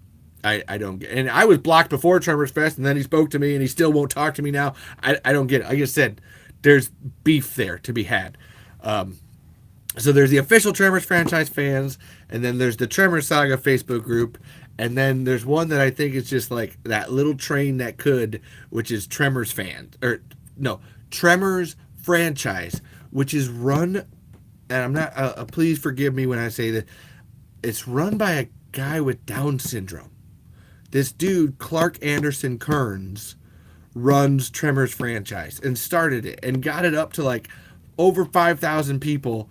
And I'm just like, that is so amazing to me. That, like I said, this is not me trying to diss on any kind of mental handicaps or anything like that. It's more the aspect of like, wow, no, it doesn't matter. Like Edwin was saying earlier, like he's the dumb Tremors fan, stupid Tremors fan. Yeah, maybe you are. Who cares? Do you love Tremors? Then just do it. Just do it and make it. And he's the only admin in that whole group, and he does that whole thing. I think it is so cool to me. Like that, it's just like this guy has Down syndrome and is proud of it. Like he makes multiple posts about it, and it's just like, no, I run the Tremors franchise fans. It's just like, dude, fuck. Yeah, man. Like, I fucking love that energy. Like, yeah, bubble that shit, baby. I don't have anything else to talk about it besides I just think it's awesome. Like, it is so cool to me that it's like, it doesn't matter. Like, I have the memory of an elephant, and I'm not trying to be like I'm super smart or whatever, but like I know it. Yeah, obviously, if you're listening, I just know everything about Tremors. I make it my point to be the smartest person in the room when it comes to Tremors. Like that's William knew that at Tremors Fest because I was just asking all those crazy ass Q&A questions, and even to the point where like Steve and Don Michael Paul are like, oh, okay, we're gonna clearly like Levi. What do you think happened when that happened? Okay, well maybe it was this and that or whatever. But this dude over here being like, no, maybe I have a mental deficiency. Maybe I don't. Maybe I just love Tremors. Eat a dick. And just like, I love that. I love that energy so much, man. I just had to call it out because it's so cool. And then there's another guy. You probably met him at the Tremors Fest too, William. Mark Davidson. Mark Davidson runs a forum called the Tremors Underground. This has been going since like almost like 2005. Oh my God. Sorry. Sometimes like some of these like times I gotta like really think and be like, oh no, that's been like 20 years. It feels like or whatever or like. And it's an actual forum, and I'm only 33, but I come from the age of the internet where I love forums. Anthony knows there was the Harmontown forum, which was one of my favorite things. I was always sad that got replaced by Reddit or whatever, because I love a good forum. A forum is so cool in terms of aggregating information and people being nuts and having a good time with each other. And yeah, Mark Davidson just started up the Tremors Underground, like as a forum. If you go online and look up Tremors Underground, you'll find this. It's on, I think it's literally called Burt Gummer Pro Boards or proboards.burtgummer or something like that.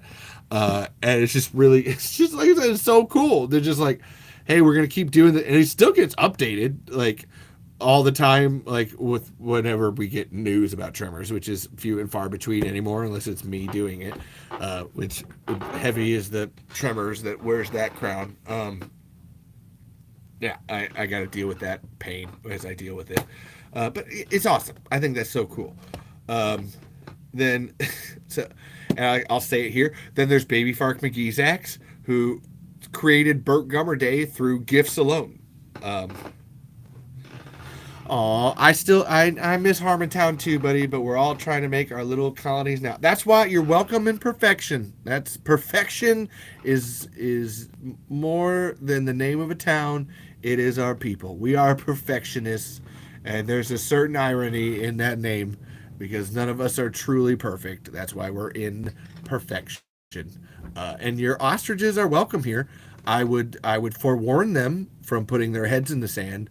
It's not a great place for that kind of thing. They might not have heads for too long if your ostrich colonists put their heads in the sand in perfection. They best be running.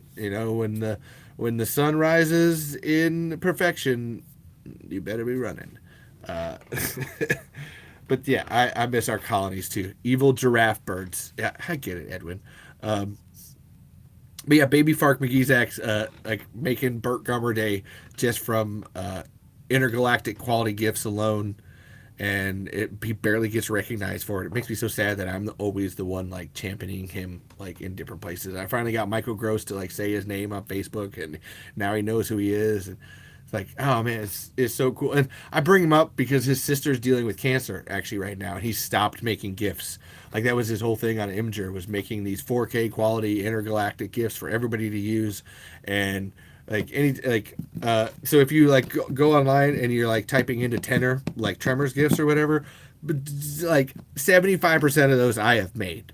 Like if they have that weird little bubble on it, text on it, it's usually me, because I was inspired by Baby Fark McGeezax making these gifts to be like, I'm just gonna go through and make Tremors gifts out the fucking wazoo, man. Why the fuck not? It's cool, it's awesome. Because he did it for Burt Gummer, all of them, so why not? And his sister got cancer, and he just stopped making gifts like a couple months ago. It makes me really sad. I get it. Like you gotta take time away, do that kind of thing. I will make sure that his coffee link gets linked to the bottom of this episode. For that reason, if besides the 4 people in here right now want to donate to him and give him some love, because he made Burt Gummer Day and then Universal stole it. And you can listen to the second episode of my podcast about that if you want to. And then I got these. This is so cool. So then there's Josh Pruitt. I know Edwin knows about this guy on Twitter, who he works on Phineas and Ferb. He's a big Disney guy out there, and he's been showing all of his new, like, not employees but new recruits Tremors. Like, he's increasing the Tremors family, and I just think that that's so adorable and cute. And I love him so much. I just had to call him out. And then Jeff Whitmire. And I know Edwin knows this guy too. Jeff Whitmire is a huge Tremors fan, and he makes these. He's the Weird Al Yankovic of horror. And I bet Anthony knows him too.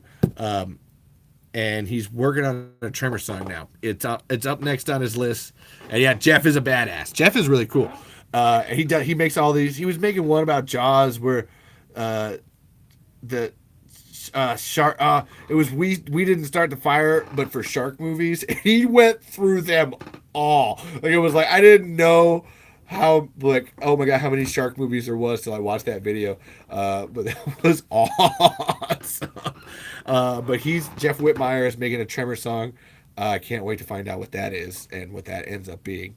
And like I said, like this whole episode is about Tremors fans finding their love and putting it out there and spreading their love all over the place. And I just think that's so cool that that love comes out in different ways. And there's not he's making that one song. There's a bunch of people that have made Tremor song. There's Zoran who did the Ballad of Burt Gummer. There's this other song by Alan Abule. God damn it, Alan Abulencia. Um, Josh Pruitt, Phineas and Ferb guy. If you want to check him out, he's just a huge nerd for Tremors. And Alan Alabuencia made this Burt Gummer song. And he's Burt Gummer, just a Burt and Gummer. I'm doing now. That's the Ballad of Burt. Oh, I didn't listen to it before this, so I don't have it in my head. But it's just a catchy little tune, and it just I don't know. It's like 3 minutes long, but I just love seeing it and listening to it and being like, that's okay. Thank you for that.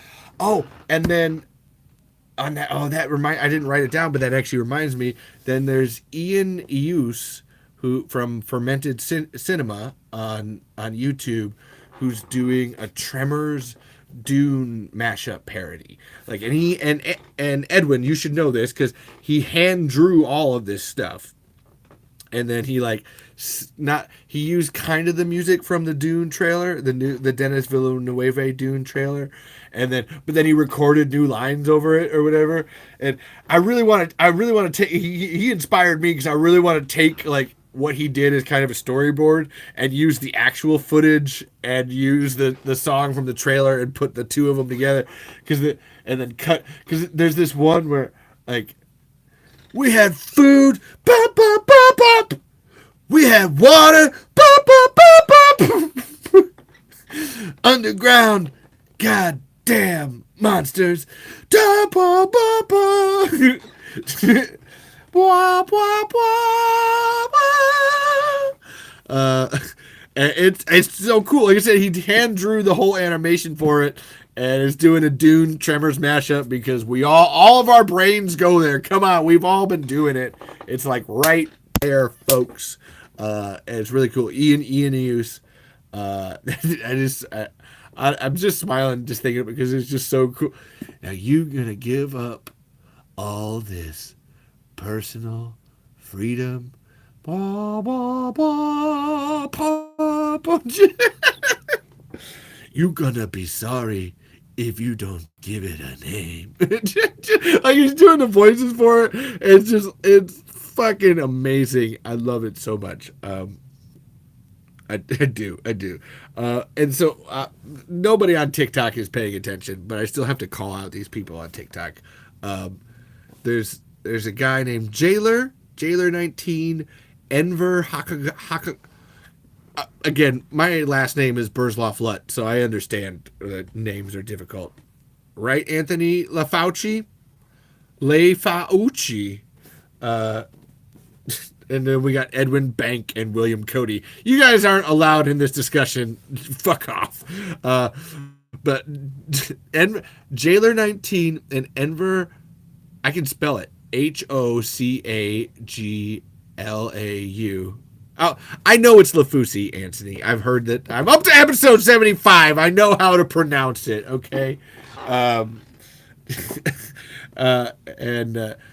then obviously the TikTok Graboid. Bank is not pronounced with a Z and a G. Whatever, man. Like these guys do these TikTok edits, which are really like odd and cool. This is almost like Val and Earl making out to me, like these TikTok edits, because I guess I come from the older YouTube school of like, I think it's cooler when it's a slower thing, like it's a like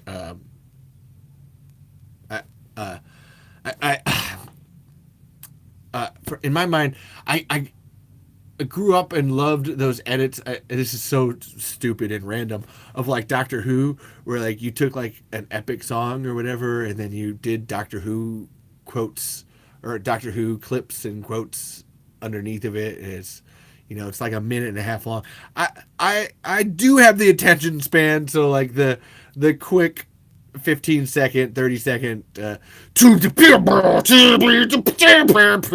edits on TikTok are just not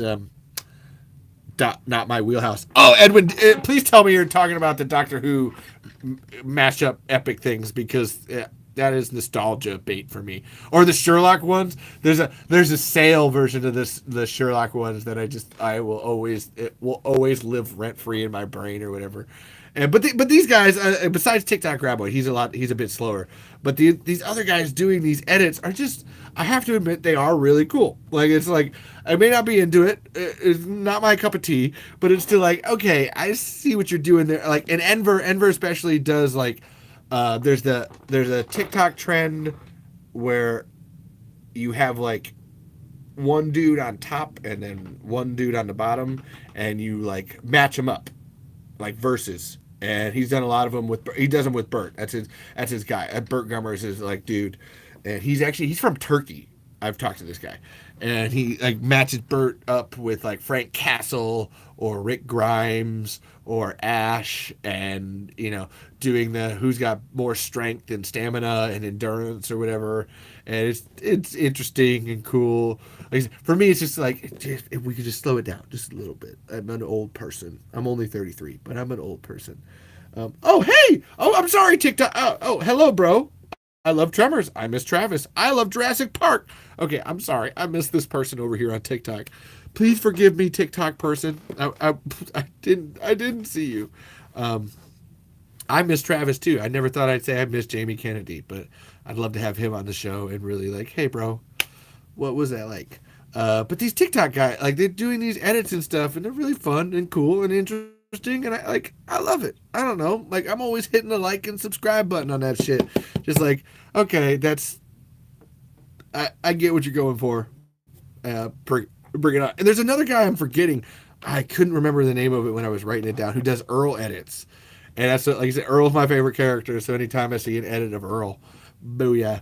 But then to go off of that, then there's the TikTok Graboid, and I just like, God, he's my bro, man. He's my boo. And William knows him. That was Daniel Trujillo at Tremors Fest, who was wearing the TikTok Graboid sweater and T-shirt.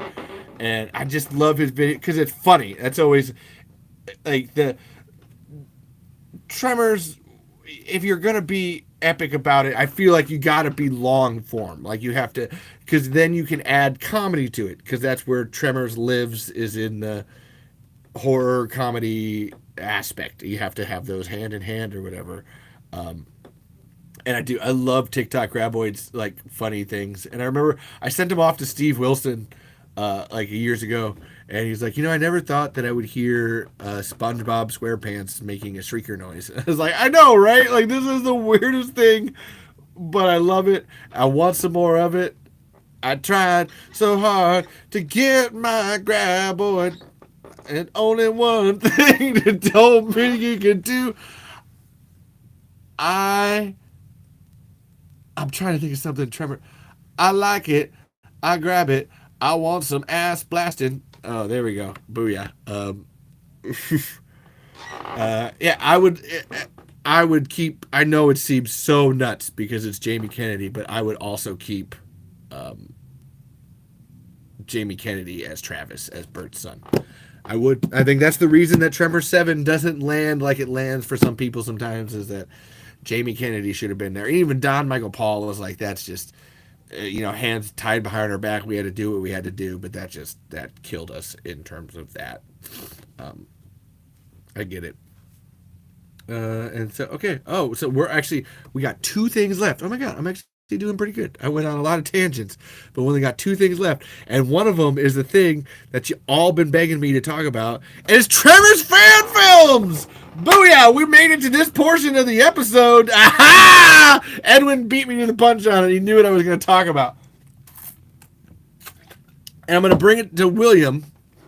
William first. So there's a Tremors fan film called On New Ground, which I totally accept as canon, because it's these British dudes, and like 15 years ago they decided to make a Tremors movie. It's about like 10 minutes long, and it's great. There's a whole like it's always sunny aspect to it because the actors switch in the middle of, like they switch Murtaugh and Riggs in the middle of the movie. I'll give you the updates on that. Just I'll give you the updates on that, Edwin, on Farfield. It's mine, of course. I'll give you the updates.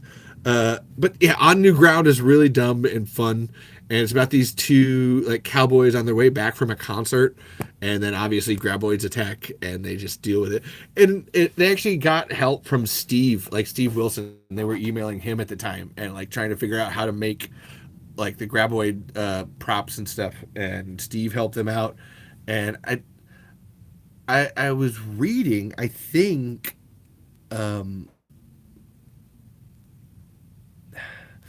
Like I think Universal might have like sent them a cease and desist letter at the time.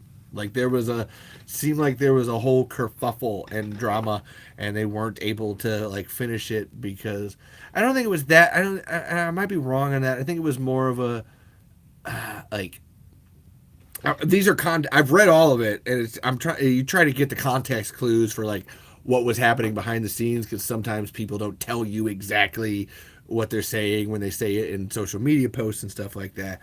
But it seemed like Steve was getting told he couldn't help them out with it. And so then they ended up like scrapping the project or whatever. And it was just, it's still cool. Like I said, I still consider it canon because it's a 10-minute movie and they go for it and they have a good time with it. There's another, there's this, it's not a movie. There's this like Tremors trailer that these British people did, where they're doing scenes from Tremors, and it actually took me. I laughed so hard at it, and it took me the longest time while I was watching it to be like, why are there like they're doing the accents, but like what's wrong? Like there's something very wrong about what they're doing, and then it was like, oh, they're British. So, like, Governor, I'm doing a British. So, I'm in the South, and I'm doing a British, and I'm also a Southerner, but I'm British to say. Which I always think that, like, that Southern Texas drawl is some of the closest you can get to, a British accent. Like I know that people are like, oh, if there was a doctor, they can't be American. But I've always thought, I don't know. I think if you had a doctor who had like a foghorn leghorn thing going on, you would like that would be fine. I don't think anybody would notice. It would just be one of those like, now look. Now look here. I said we're gonna be here in time and space, and I'm gonna take you off on an adventure. And you better run. And that's how it's gonna work. I tell you. That was a terrible. I don't know what that was. I had the Jesus speaks coming through, miss. Jesus Christ. Oh, I expect you all to mock me now because of that, and that would be fair because that was, I don't know what that was. I'll do better for next time. Jesus Christ. But yeah, so there's On New Ground is a British version of it, and then that trailer, which is it's Tremors in 90 or 60 seconds is what they called it. And it's just like, now that's one of them dare seismologists. Thank you, and shame. Now I said you're gonna be in my TARDIS. That's what we're gonna do. We're gonna go on an adventure through times and space. That's my sonic screwdriver. Yes, it is. No, I just went McConaughey with it. We got get out of this. Get out of this. So there's that. I consider that one canon. Then there's Perfection Nevada, which it actually won. William, I have info on that. All right. I'll say what I start with Perfection Nevada. Perfection Nevada made by Tim Blake Nelson is the doctor would be awesome. Son of a bitch. You was a Dalek. You do not Seek the TARDIS. Um, okay. I will answer William, but I started with the Perfection Nevada thing. This guy Dylan went out and he made a Tremors found footage film called Perfection Nevada, which was I love the story of it. Because it's like this guy's like, yeah, I heard that there was like these two guys out here like years back that like they must have found something or something, and I've seen all these videos by that conspiracy guy, like that Burt Gummer dude or whatever, and he ends up like he's walking through Nevada, it's one of Melvin's suburbs, which is a real deep cut. Like it was like that's oh my god, that's dope, dude. Like he's in Melville and he's out walking around looking for. And he doesn't know it's Graboid. He's just looking for something. And he ends up finding a foot or whatever. And then he has this like CGI Graboid that comes out and kills him. And it's a whole found footage thing because then the government found it and it's crazy or whatever. But none of you apparently care about that. I hate you guys sometimes. But this is whip smap. So no, actually, that's something that I did. And that's not wishful thinking. So William asked me, do you know if there's any truth to the rights go back to Stampede at 35 years, or is that just wishful thinking for us fans? All right. So this is a thing that stop talking about far field, Edwin. I'll give you the list of them. William. So this is a thing that I actually did. So about 3 years ago when I watched Tremors 7 and I found out that thing that happened and that Michael Grossman didn't really want it, it set me on this whole path of like finding out everything that I found out about Tremors. Like that I have been on a tear since January of 2020. Which, oh my god, that'll be like 4 years now. Oh, my life.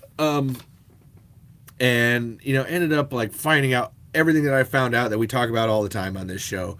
That Universal kind of really fucked over Stampede when it came to part of that and everything. I hope you've seen my film. We'll talk about it, William, and Edwin. And I did. I found out this whole history behind Tremors, where Steve and Brent and Nancy and Ron created everything that we know about Tremors, and they made it for like 25 years, like legitimately. They made even through Tremors 5. Like Tremors 5 is pretty much their script. Like 50% of their original script that they were writing for Tremors 5 is the Tremors 5 that we see on screen. And it's God damn it, Edwin. And it's a whole horrible history, and it pisses me off. Sorry, this is the part of it. Whenever I have to talk about this, I get so upset. And ended up finding out all this, and like Tremors has been one of my favorite franchises since I was a kid, since I was like 6, 7 years old. So like to hear everything that happened just made me so angry or whatever. And this is when I was on Reddit before I got like banned from Reddit for literally talking about Tremors too much. Like that was like the reason. I was called a spam account by Reddit's administrators, and it's like, fine, fuck you. I'm sorry, I love Tremors that much. Eat shit and die. And found all this out, and then someone in a comment on one of the Reddit threads I was making brought up this copyright clause about the 35 years thing, which is after 35 years, the rights to original IPs can go back to the people who made them. And it actually, so I was like, okay, and if you know me, like I said, the notes and everything, and you're in here right now, I'm a major researcher. So if somebody tells me something, I will Google it. I will find out. I cannot stop until I have all of the information about it. I was doing that to Anthony on his own fucking podcast, and I'm sorry, Anthony. Like I was making up theories about fucking Anthony's show and trying to find out everything I could because there was stalkers and harassers, and my mind was going wild trying to find out everything. And I may have stalked Anthony a little too much, so I'm sorry. But I just like to know. I just like to know everything. And if people have questions about me, I always like to answer them too. It's a give and take here. And I ended up finding this lawyer named Mark Toberoff, who has helped.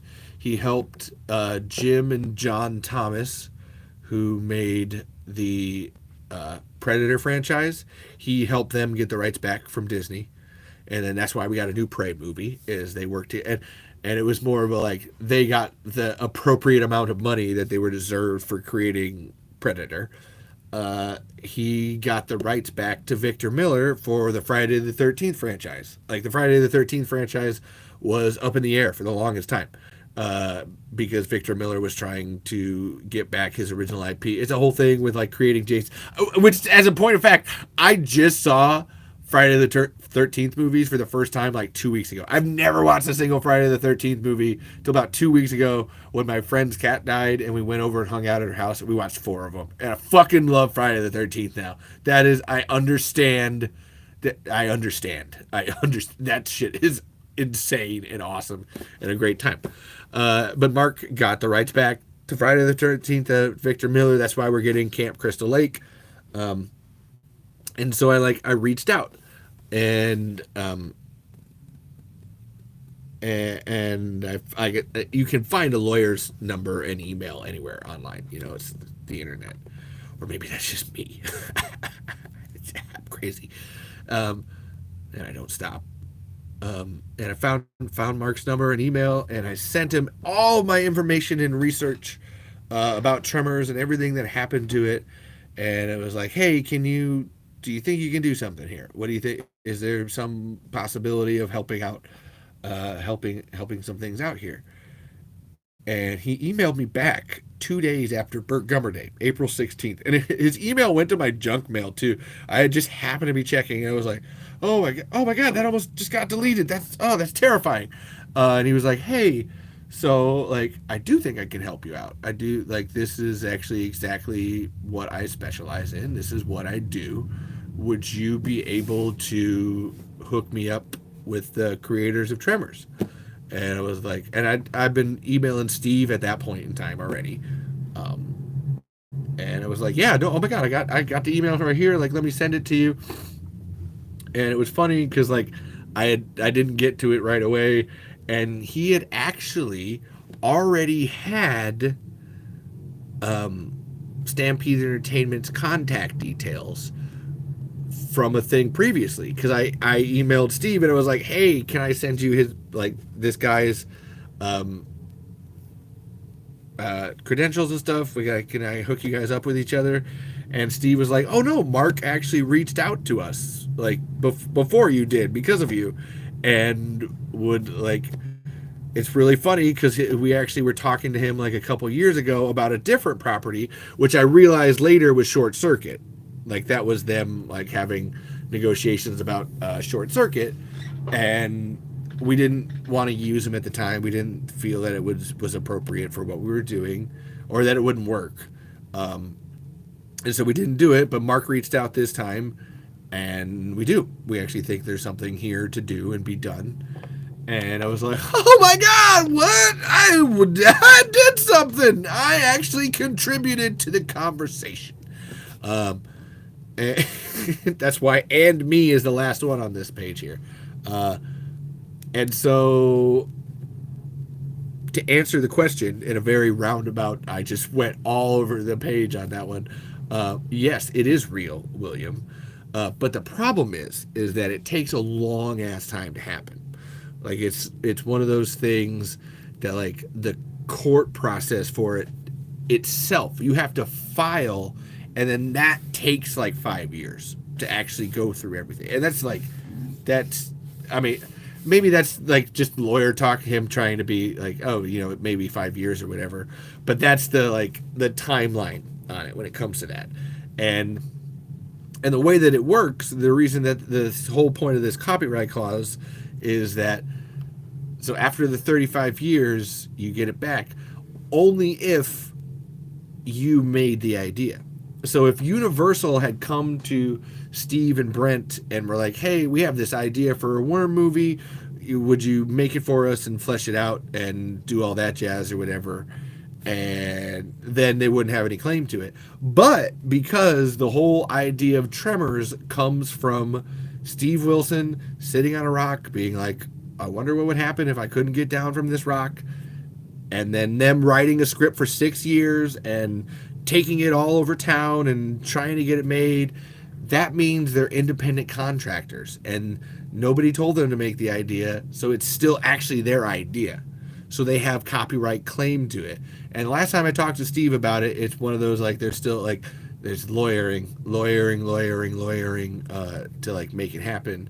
And as far as I understand it, from what I know about them and what they would do, is that it's very hard for them to come back to the property now, but they would like to be able to make the decisions about everything that I just was talking about. Like, if you think that I've been sitting here talking about making like Tremors stuff and you should just make it is nuts, Steve has been talking about making Tremors stuff for like ever. He is always like, I can't believe we don't have a Graboid game. I can't believe we don't have Tremors toys. I can't believe we don't have this. I see all these fans going nuts and saying that we need to have this stuff, and we don't have this stuff. Why don't we have this stuff? And he sees the money that would happen for it. And I know that they're like, because they're like 75 years old, and I totally get it at this point where it's like, you know, maybe we wouldn't make a Tremors movie, but we would pull a fucking George Lucas and get our goddamn money from the merch. And I have mad respect for them for that, where we'd finally get our Tremors merch and it would fuel them to like make their own stuff. And they're still writing scripts. Like I said that at the beginning where I went to the blank slate reading, which is it's a Steve and Brent wrote this script that they might turn into a play where these 6 people wake up in a cabin with no memories of anything at all, and they have to like it's a like a murder mystery thing, and they have to figure out like who done it and all that or whatever. It's got one of my favorite jokes in it, which is like they can't even like remember certain words, so they're always trying to like for like the first half of it, they're trying to tell each other to go fuck themselves. Like they're trying like fuck like go. Oh, what is that word? Like they're trying to use the F-bomb and they can't think of it, and it just doesn't happen. And then finally they meet this Swedish girl who like locked herself up or whatever, and she like fuck you, and she just and they're all like, oh, that's the word, that's the one we were looking for. It is fun. And then the rest of the movie play, they are just dropping the F-bomb all over, like little children who found a new toy to play with, just dropping the fucks just everywhere, and it's beautiful, and I love it so much. So they're still writing stuff, they're still making stuff, and I think that they would, and I think that Stampede Entertainment would love to come back for one last rodeo. Like I like just to be like, all right, look, we got kicked off of 5. Let's make one last ride that really means something, and then hand the reins off to other people. Because that's what, even before 5 happened, like with Tremors 3 and with Tremors 4 and then with Tremors the series, they're like, you know, hey, like, let's teach other people how to do this so they can do it. We don't have to do this all the time, but, you know, we can kind of oversee and make sure, because they, like, Steve especially talks about, like, trying to get the Tremors tone is, like, one of the hardest things. Like, trying to get this whole, like, it's scary, it's funny, it's humorous, it's human, and you don't want to play it too broad. Oh,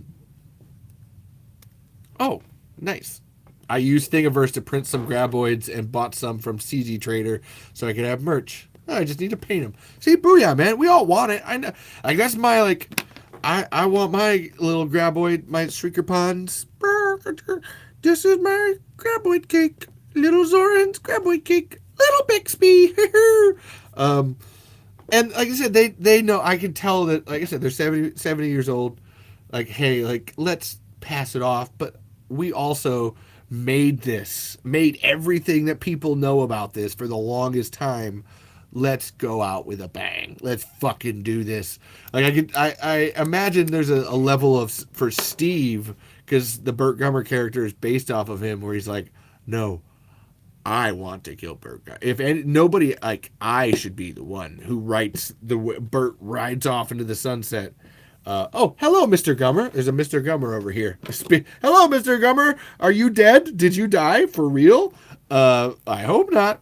And I can tell Steve has that, like, that longing to do that and end it right. And I would love for him to do it. And that's where, like I said, Bill Watterson, I've been talking to him about it, where he wants to, as Anthony and I have been talking about, where it's like you make a sequel that's not going back to perfection, and you don't erase the other stuff, but you just go somewhere else.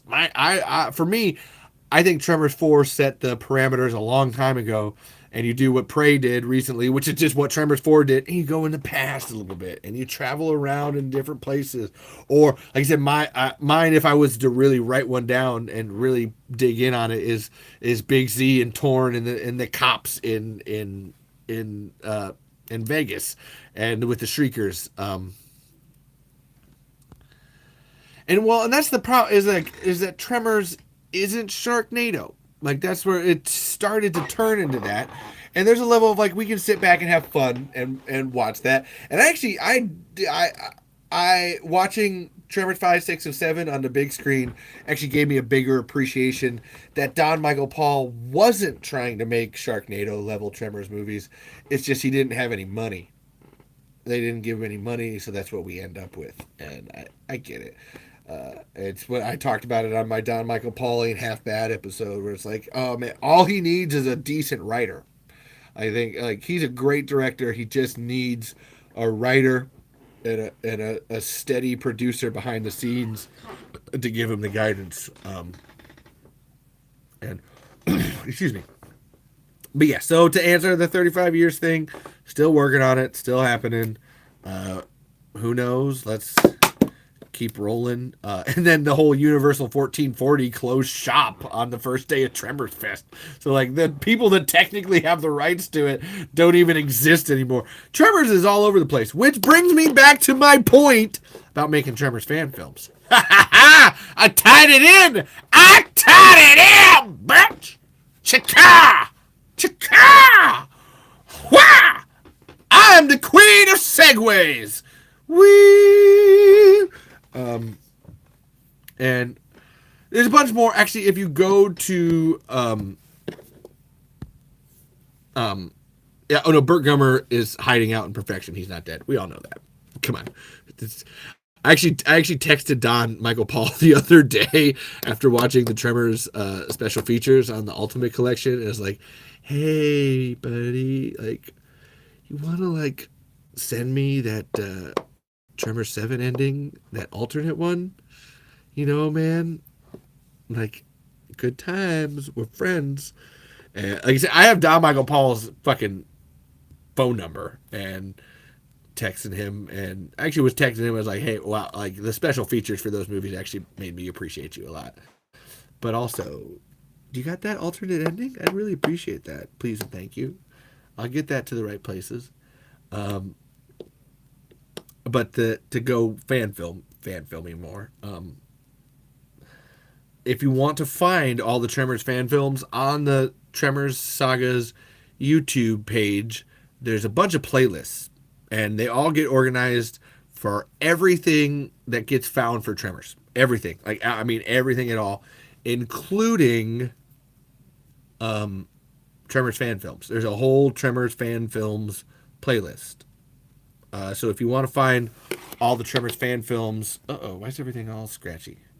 I'm in staticky mode. That's where you find them. Go to the Tremors fan film playlist on the Tremors Saga's YouTube channel. That's the boom. Booyah. And so, my fan film, because I'm awesome.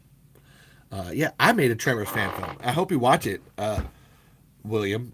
I know Edwin has. I don't know. Oh no, Anthony actually. Anthony has watched it, and that's where I found out that Anthony's actually a huge Tremors nerd, and I had no fucking idea. It's where I was talking about your stuff, not knowing you were a Tremors fan. They were mutually exclusive concepts, and yeah, I'm actually pretty goddamn proud of my Tremors film. Tremors Far Afield is a 20-minute Tremors short where I'm trying to find a cow, and the cow gets eaten by a Graboid, and then I gotta run the fuck away from it. And yeah, Edwin helped me out with it actually, and and I actually sent it to Michael Gross. That's when I started talking to Michael Gross.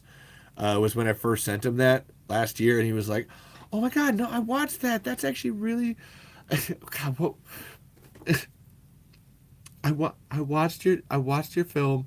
I really loved what you did. It reminded me of growing up in, oh god, what was the, um oh man, that's an Iowa town. Oh, why the hell can't I think? Manchester Field, Manchesterville. None of you know the town in Iowa. Why am I focusing on it? Um, Reminded me of growing up in Iowa, running through the cornfields when I was a kid on my grandparents' farm, and I was like, "Oh my god, thank you, Michael Gross!" And then him and I like been talking back and forth, and met up at Tremors Fest, and he thanks me and loves my wife. And yeah, yeah, Michael Gross loves my wife. I don't know if he loves me as much, but I mean, he understands that she's awesome. But I have to say, I love Michael Gross's wife a lot. Yeah, I thought, yeah. William, I thought you watched it too, with the sock as the tentacle. Uh, and it's actually the most watched Tremors film on the internet. We're at like 7,000 views. I have the most watched one.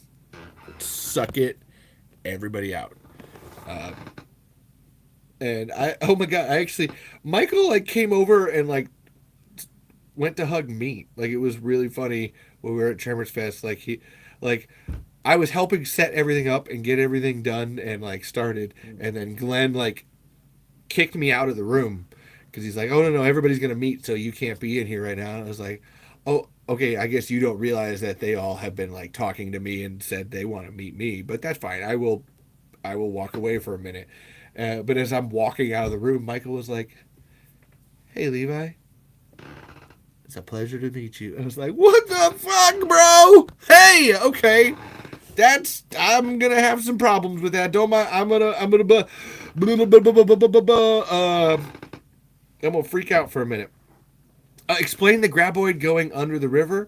I thought it was just a cool effect. Honestly, that was my. I thought it was like because it's not a river, and I established in the exact Edwin beat me to it where it's a creek, and I established when I walked through it the first time that it's actually fairly like exact. Yeah. It's only about that much of water or whatever, so it definitely went under it, but still just enough there to like kind of come up and get me. And I ended up improvising the thing, and that's where it grabs my leg or whatever. That was like a split second decision that day, just like, oh no, let's like it grabbed me and I get like sucked under and I gotta fight it off. That would be fun or whatever. So it went under it technically, and it's not even that.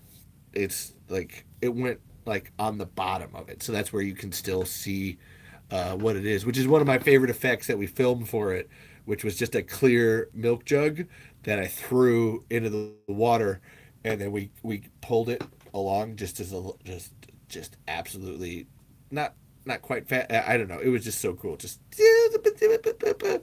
that was one of my favorites.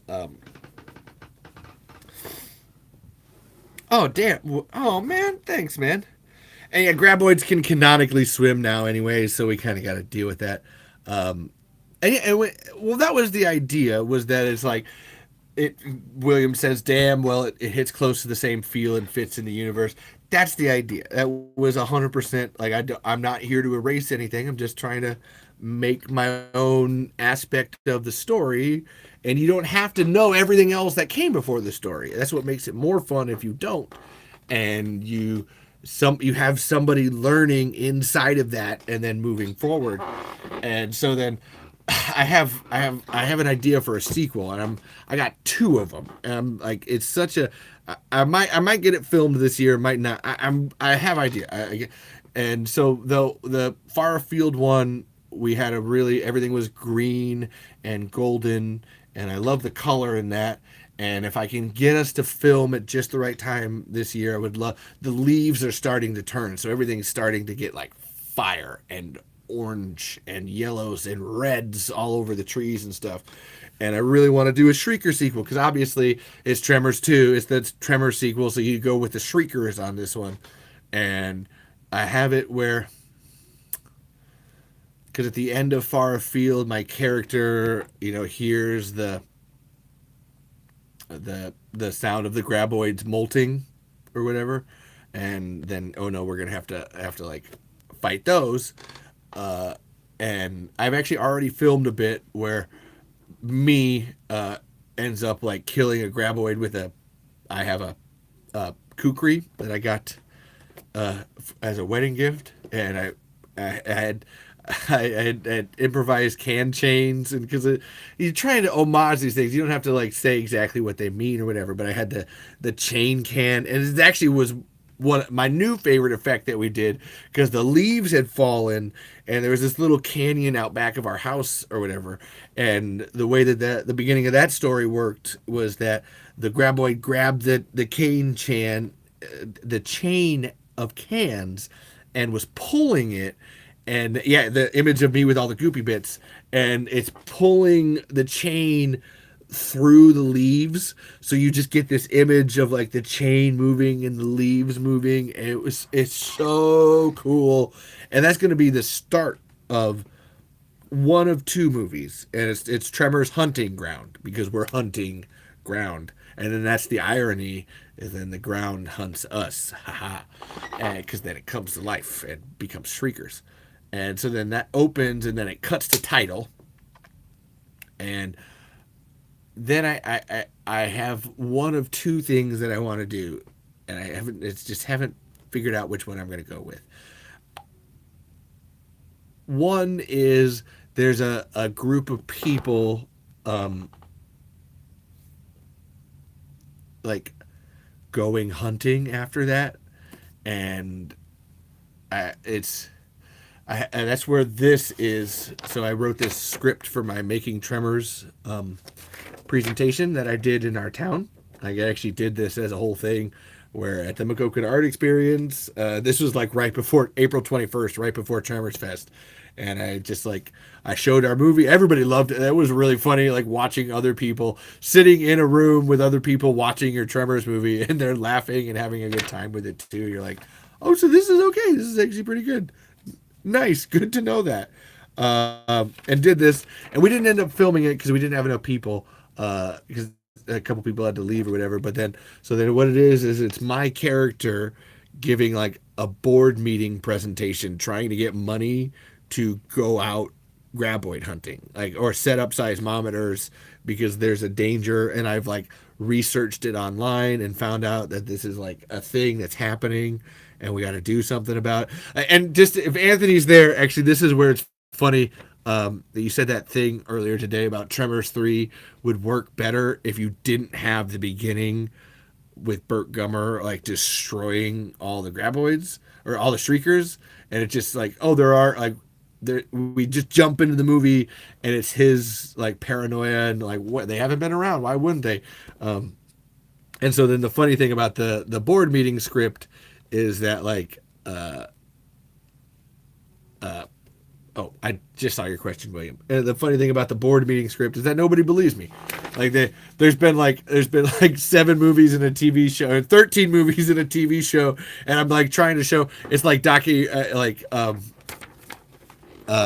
like a documentary. Like I found this documentary footage or whatever, and I'm trying to make all the other Tremors things canon in that sense, but it's like a documentary footage, and they're like, no, that's not real. Like, that's stupid. Why would we pay for that or whatever? And then honestly, and then there's this old guy that like is like an Indian dude that's like, no, I know what they're talking about. Oh, hold on.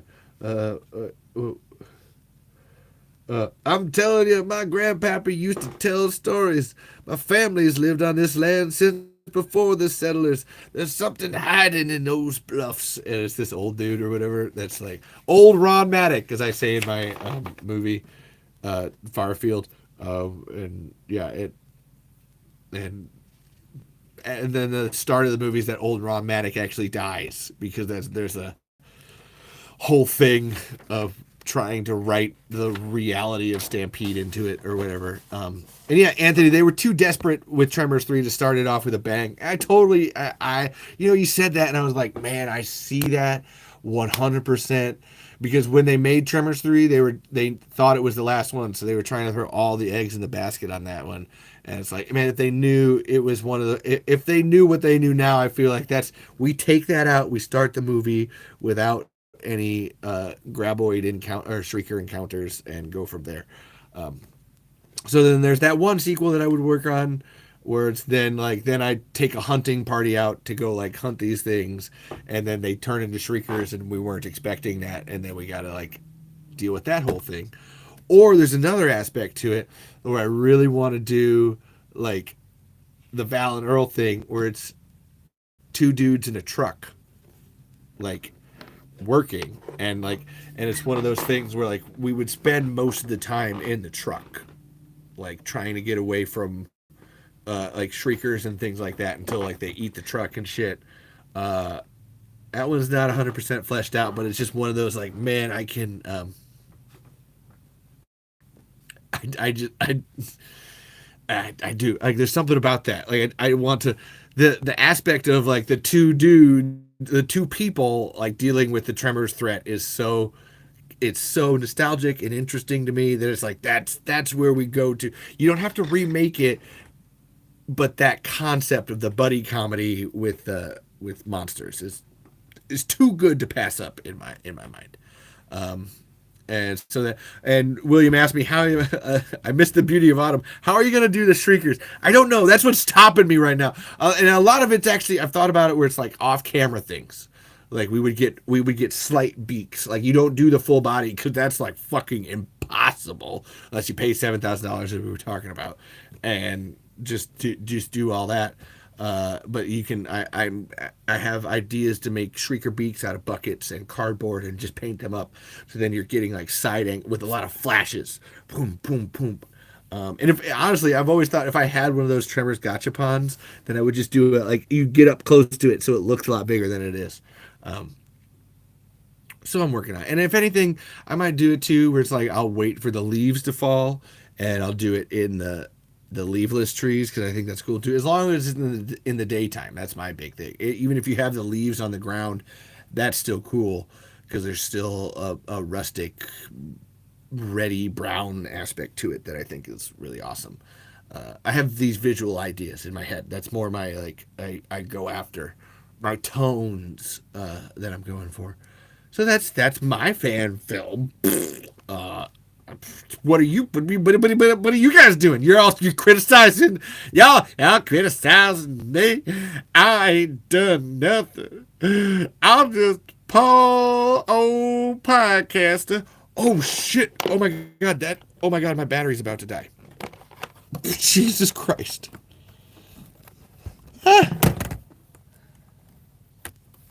That was close. So I think, anime fucking. Do it tomorrow, Edwin. Yeah, no, I really do mean, like, I don't, if you think it's stupid and it's not going to work with, who cares? Do it. That's my, yeah. I give her a guy trapped on a water tower trying to survive with him. Loud noises! Are you guys getting loud noises? Is that, let me know, I'm sorry.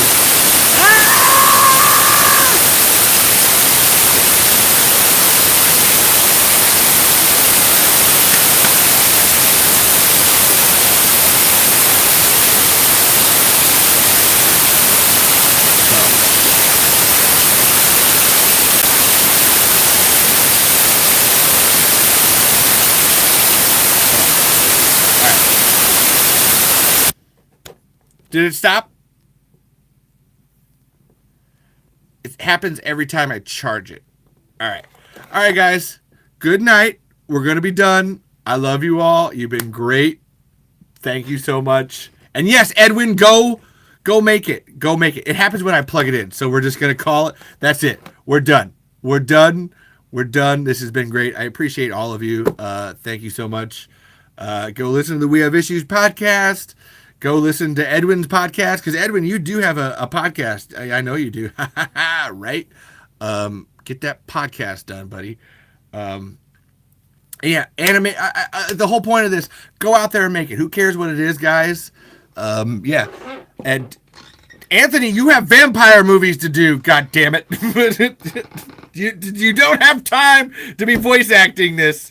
You have vampire movies to get done, buddy. Let's go here. Come on. I